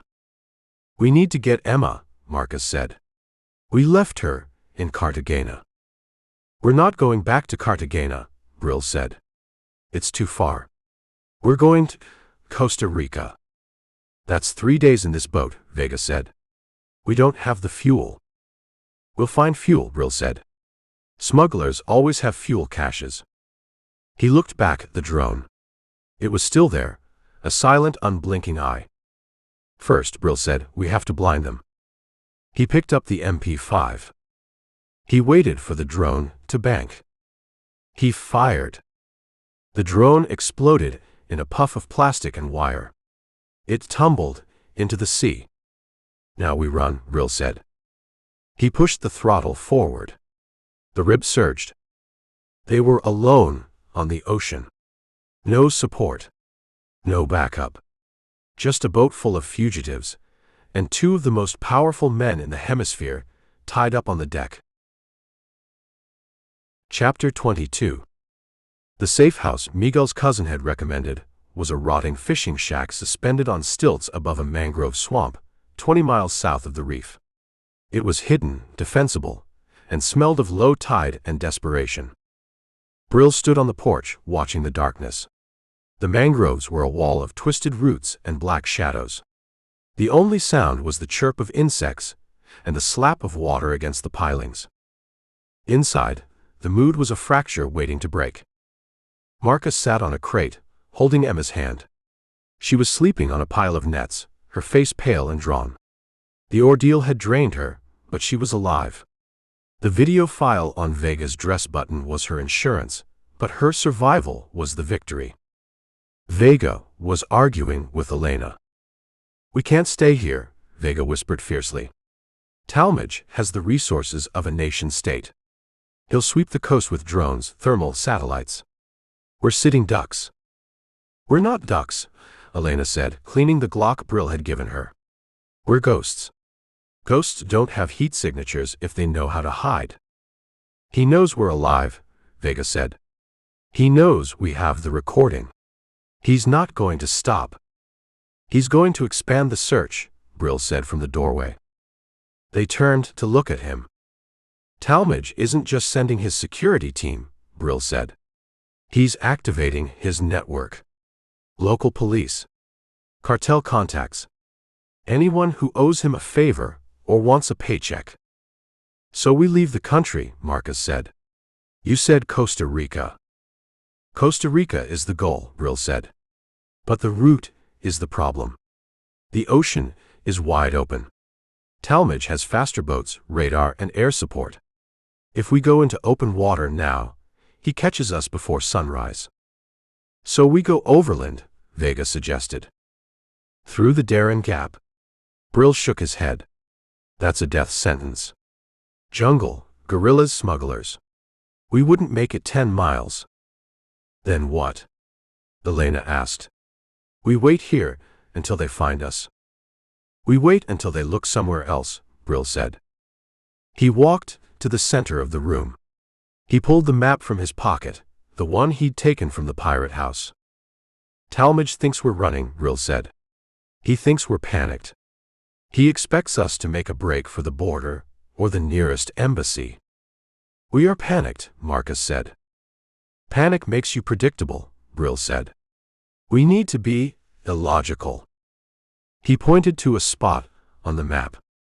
A small island chain north of their position. Closer to Cartagena. We send the rib north, Brill said. Pilot. Or rig steering. We let them find the boat. Empty. Maybe with some blood on the deck to sell the story. And us? Emma asked, waking up.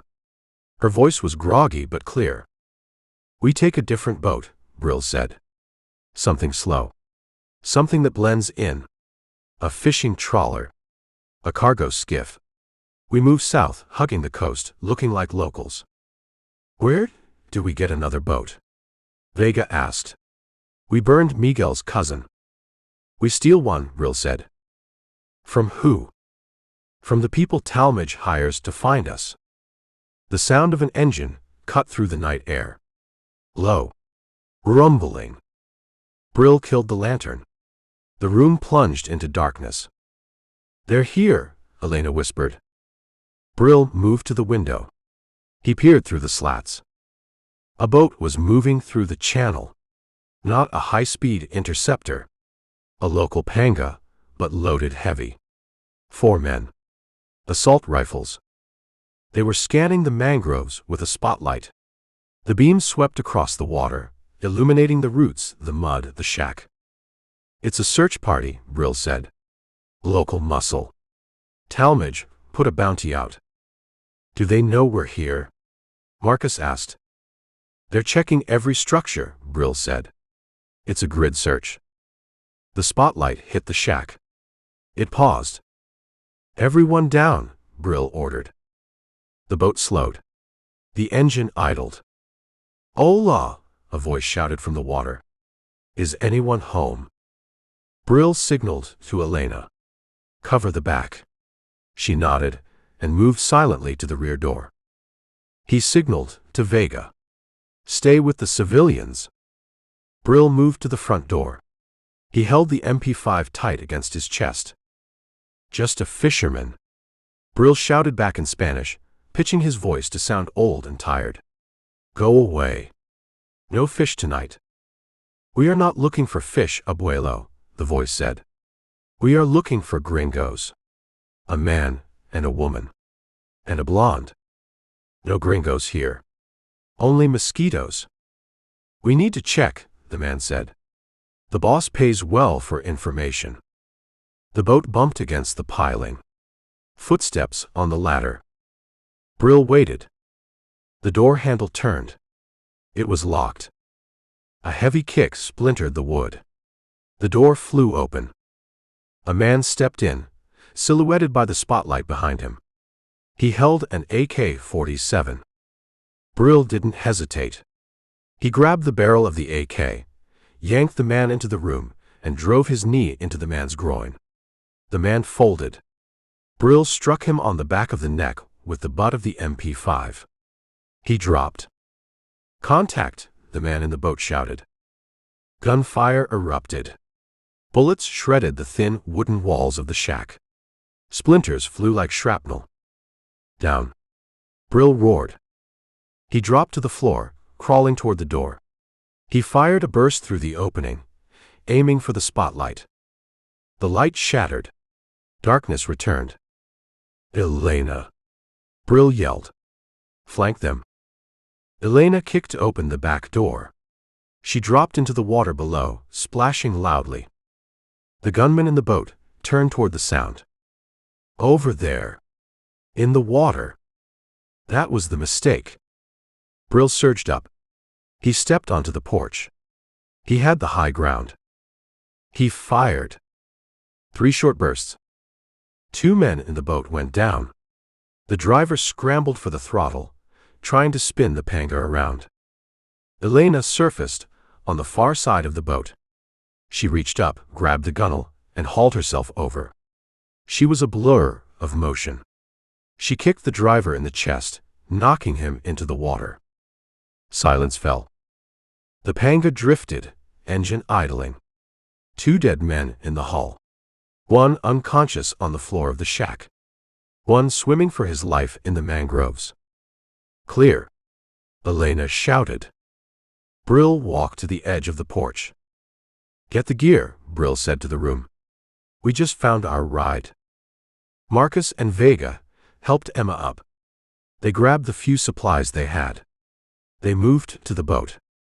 Brill looked at the panga. It was rough, dirty, and smelled of fish. "Perfect."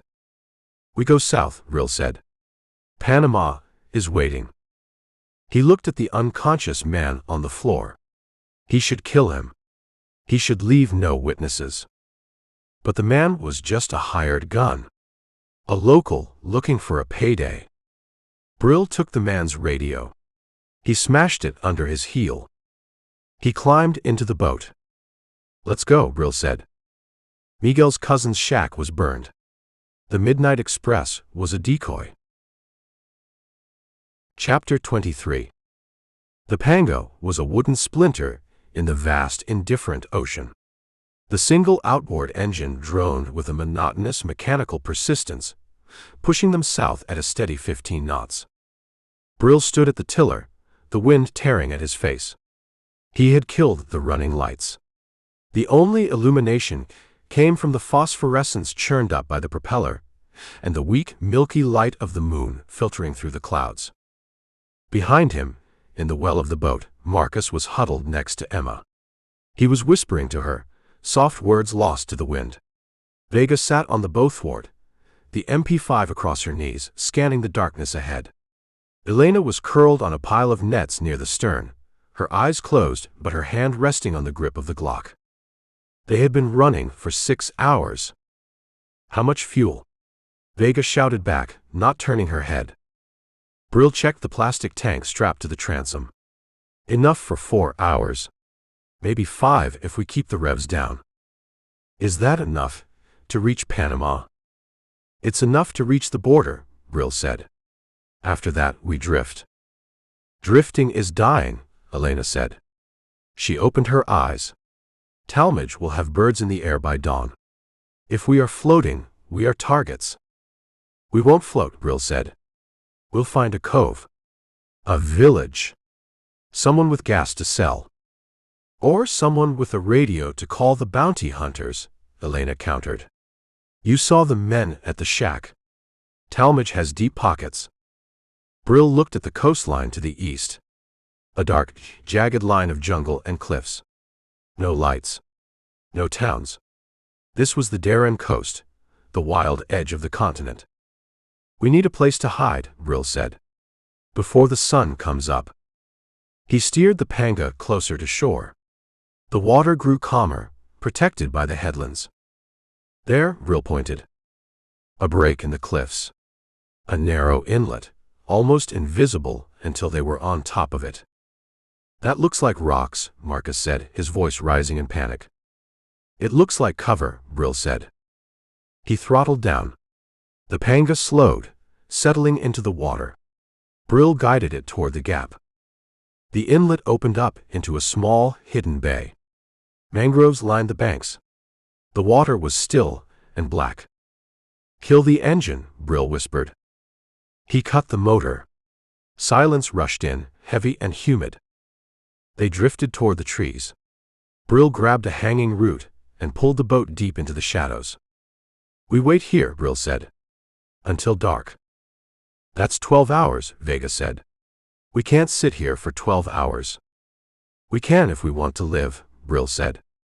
"Talmadge's air assets will be scanning the open water. They won't look in a hole in the wall." They tied the boat to the roots. Brill broke out the meager supplies they had scavenged from the shack. Bottled water. Some crackers. A tin of sardines. They ate in silence. As the sun rose, the heat began to build. The air turned thick and suffocating. Mosquitoes descended in clouds. Emma Chen sat up. She looked at Brill. "The recording," she said. "I should upload it." "No signal," Brill said. "We're in a dead zone. And even if we had a signal, turning on a phone is like firing a flare. But if something happens to us, then the recording dies with us," Brill said. "That's the stakes." Midday brought a sound that froze them all. A drone. Not the small quadcopter Brill had shot down. A larger engine. Fixed wing. It buzzed overhead, high and distant. "Surveillance drone," Elena whispered. "Looking for heat signatures." "The canopy will hide us," Brill said. "Stay low. Don't move." The drone circled once, then moved on, continuing south. "They're searching the route," Brill said. "They know we're heading for Panama." "They know because it's the only way out," Elena said. "They'll be waiting at the border." "We're not crossing at the border," Brill said. "We're going around." "How far around?" Marcus asked. "Wide," Brill said. "Out to sea. Past the patrol limit. Then we cut back in." "In this boat?" Miguel's cousin's panga looked small and fragile in the daylight. "It's what we have," Brill said. Night fell slowly, the jungle noise rising as the light faded. "Time to move," Brill said. He untied the boat. He pushed them out of the mangroves. He started the engine. It coughed, then caught. They motored out of the inlet, back into the open ocean. The sea was rougher now. The wind had picked up. Whitecaps broke against the bow. Brill steered them west, away from the coast. For 3 hours, they pounded through the swell. Marcus was sick over the side. Emma held him. Then Brill saw it. Lights on the horizon. Not a town. A ship. "Kill the engine," Brill said. The lights were moving. Fast. Toward them. "Is it the Navy?" Vega asked. Brill raised the binoculars he'd taken from the shack. "No," Brill said. "It's the philanthropist." The yacht was cutting through the waves, its massive bow illuminating the water with searchlights. And flanking it were 2 speedboats. "They found us," Elena said. "How?" "They guessed," Brill said. "Or they have better radar than I thought." "We can't outrun them," Vega said. "Not in this." Brill looked at the coastline, now miles away. He looked at the yacht, bearing down on them. "We don't have to outrun them," Brill said. "We just have to survive them." He turned the panga toward a cluster of rocks, rising from the sea a mile to the south. A reef system. Shallow. Dangerous. "Hold on," Brill shouted. He gunned the engine. Chapter 24. The chase wasn't about speed anymore. It was about geometry. The philanthropist was a leviathan, cutting through the swells with the brutal indifference of steel and horsepower. But it was heavy. It had momentum. The panga was a splinter. It was fragile, unstable, and terrifyingly agile. Brill stood at the tiller, the wind screaming in his ears. The reef system ahead was a jagged line of white water, breaking over coral heads that were barely submerged. Locals called it Los Dientes del Diablo, the devil's teeth. "They're closing," Elena shouted from the bow. She was braced against the gunwale, the binoculars pressed to her eyes. 500 yards. The speedboats are flanking. Let them come, Brill said. They have 50 calibers. Vega yelled. They don't need to get close. They just need range. They need a firing solution, Brill countered. And I'm not giving them one. He cut the throttle. The Panga dropped off plane, settling into the trough of a wave. The sudden deceleration threw Marcus and Emma forward. Why are we stopping? Marcus screamed. We're not stopping, Brill said. We're disappearing. He spun the tiller hard to starboard. The Panga pivoted, sliding into the narrow channel between two massive coral heads. The water here was churning, white and angry. The philanthropist couldn't follow. It drew 12 feet. This water was 6 feet deep on a good day. But the speedboats could. They're coming in, Elena warned. Both of them. Brill watched the first speedboat hit the channel. It was a black dart, engines roaring. The gunner on the bow opened fire. Tracers zipped over their heads, sizzling into the water. Get down, Brill ordered. He pushed the throttle forward again. The Panga surged, weaving through the rocks. Brill knew something the speedboat drivers didn't. He didn't know the reef personally, but he knew hydrodynamics. The tide was going out. The water was rushing through the cuts like a river. Hold on, Brill yelled. He aimed the Panga straight at a wall of white water. You're going to hit it, Vega screamed. At the last second, Brill cut the engine. He kicked the rudder hard over. The current caught the stern. The Panga spun, drifting sideways through a gap barely wider than the hull. The lead speedboat driver tried to follow. He didn't cut his engine. He powered through. His bow hit the standing wave. The boat launched.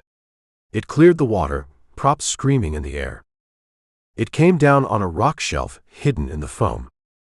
The sound was a catastrophic crunch of fiberglass and metal. The hull shattered. The engines tore off the transom. The boat stopped dead, throwing the crew into the reef like rag dolls. One down, Marcus yelled, his voice cracking.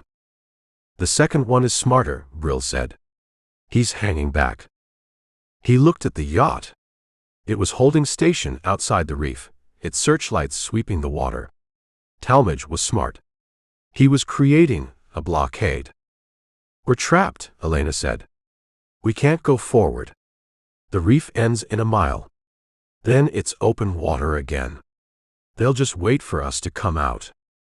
We're not going out, Brill said. We're going through. Through what? The philanthropist, Brill said. He pointed to the yacht. Talmadge thinks he has us pinned. He thinks we're prey. But prey doesn't attack the predator. You want to attack the yacht?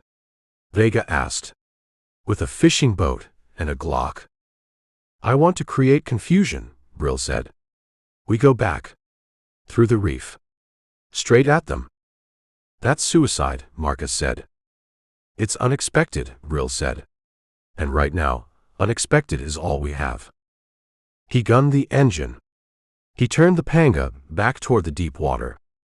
The second speedboat saw them coming. The driver hesitated. He thought they were surrendering. Or maybe he thought they were crazy. Brill aimed straight for him. Elena, Brill said. The fuel drum. There was a spare fuel drum lashed to the bow. 20 gallons of gas. Cut it loose, Brill ordered. Elena slashed the ropes. She kicked the drum over the side. It floated in the channel, bobbing in the chop. Brill steered past it. The speedboat driver saw the drum. He swerved to avoid it. But he swerved into the line of fire. Vega, Brill said. Shoot the drum. Vega raised the MP5. She didn't hesitate. She fired a burst. The drum didn't explode like in a movie. It just ruptured. Gas spilled onto the water, a slick, shimmering pool. Now the flare, Brill said. He grabbed the flare gun from the safety kit. He fired. The flare hit the slick. The water caught fire. A wall of flame erupted between the panga and the speedboat. The speedboat driver panicked. He slammed the throttles into reverse. His prop wash fed the fire, sucking the flames toward him. He was busy. Brill punched through the smoke. He was in open water now. The philanthropist loomed ahead, a white cliff. Talmadge was on the bridge wing. Brill could see him with binoculars. Ramming speed? Marcus asked, terrified. No, Brill said. Boarding speed. He aimed for the swim platform. The same way he had boarded before. Security guards were running to the stern. They opened fire. Bullets punched holes in the panga's hull. Water started to spray in. We're sinking. Emma screamed. We just need to get there, Brill said. He didn't slow down. He drove the panga straight onto the swim platform. The fiberglass crunched against the teak. The boat shuddered and died. Move! Brill yelled. Up the stairs. They scrambled onto the yacht. They were aboard. But they were outnumbered, outgunned, and trapped on a floating fortress with a man who owned the ocean. Brill grabbed a discarded MP5 from a dead guard. He checked the action. Welcome aboard, Brill said. Chapter 25. The U.S. Embassy in San Jose, Costa Rica, was a fortress of concrete and blast-proof glass, sitting behind high walls topped with cameras and sensors. It was designed to keep people out. But at 0800 hours on a Tuesday, the pedestrian gate buzzed open for a group of 4 people who looked like they had crawled out of the sea. Brill led them in. Marcus and Emma walked hand in hand, their clothes stiff with salt, their faces burned by the sun and wind. Vega walked behind them, her posture still alert, her eyes scanning the Marine guards at the checkpoint. They stopped at the reception desk. The duty officer, a young man in a crisp shirt and tie, looked up from his computer. He took in their appearance, the dirt, the bruises, the exhaustion. Can I help you? He asked, his voice wary. We are American citizens, Brill said. He pointed to Marcus and Emma. They need medical attention and secure communication with the State Department. Priority 1. And you? The officer asked, looking at Brill. I'm just the delivery service. Brill placed the encrypted sat phone on the counter. Next to it, he placed the memory card from Vega's camera. This is evidence, Brill said.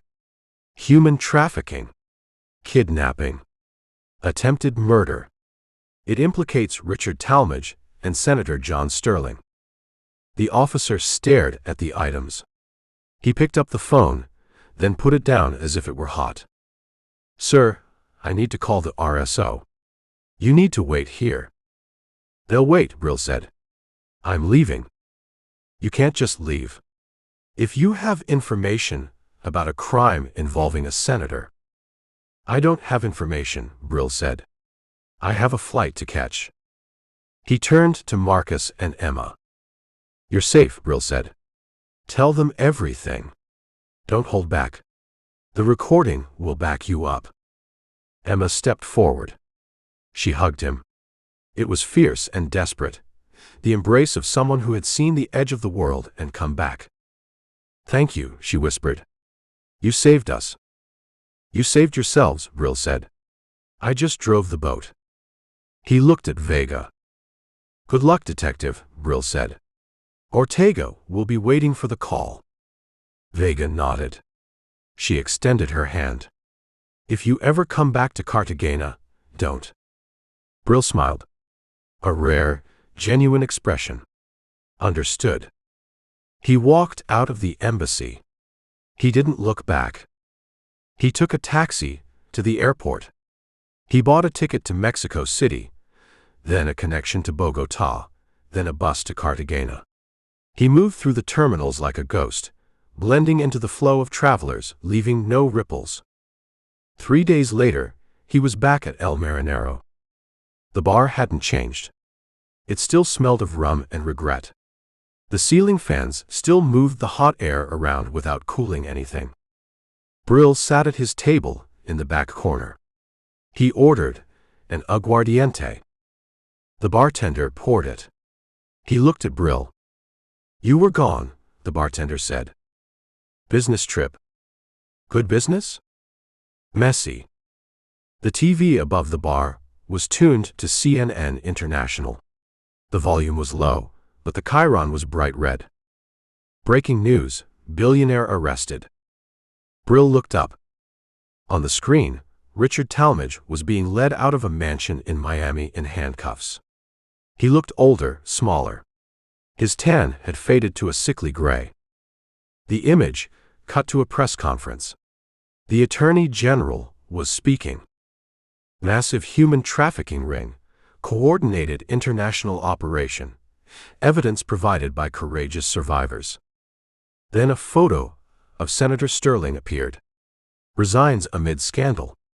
Federal investigation launched." Brill drank his aguardiente. The burn was familiar, comforting. It was done. The network was broken. Cazador's men were being hunted through the mangroves by Colombian naval infantry, who finally had the political cover to do their jobs. Ortega had her promotion. Emma had her story. And Brill had his silence. He looked at the door. The afternoon sun was blazing outside, turning the street into a furnace. He thought about Elena Kovac. She had disappeared in the chaos on the yacht. Gone over the side with the other rib, or maybe she had stayed behind to settle a score. He hadn't seen her since the firefight. She was a loose end. But she was a loose end who had saved his life.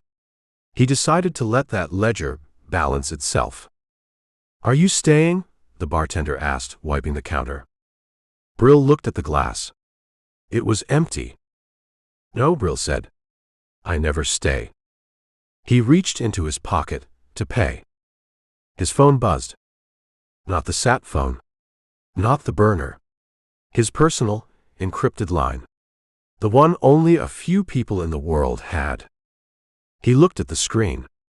Unknown number. He hesitated. He could ignore it. He could walk out the door, disappear into the heat, and find a beach where no one knew his name. But he knew he wouldn't. He pressed accept. "Yes." "Wingfield," a voice said. It was Carver. "I heard about Panama. Good work." "I thought you retired." "I did. But something came up. Something in Berlin. It requires a specific skill set." "I'm tired, Carver." "I know. But this isn't a job you can turn down." "Why not?" "Because it involves a name you know. A ghost we thought was dead." Brill closed his eyes. The cycle was starting again. The wheel was turning. "Who?" Brill asked. Carver told him. Brill listened. He looked at the empty glass. He looked at the dusty street outside. "When do I leave?" Brill asked. "Tonight. There's a ticket waiting at the airport." Brill ended the call. He put money on the table. He stood up. He picked up his bag. The investigation was over. The rescue was over.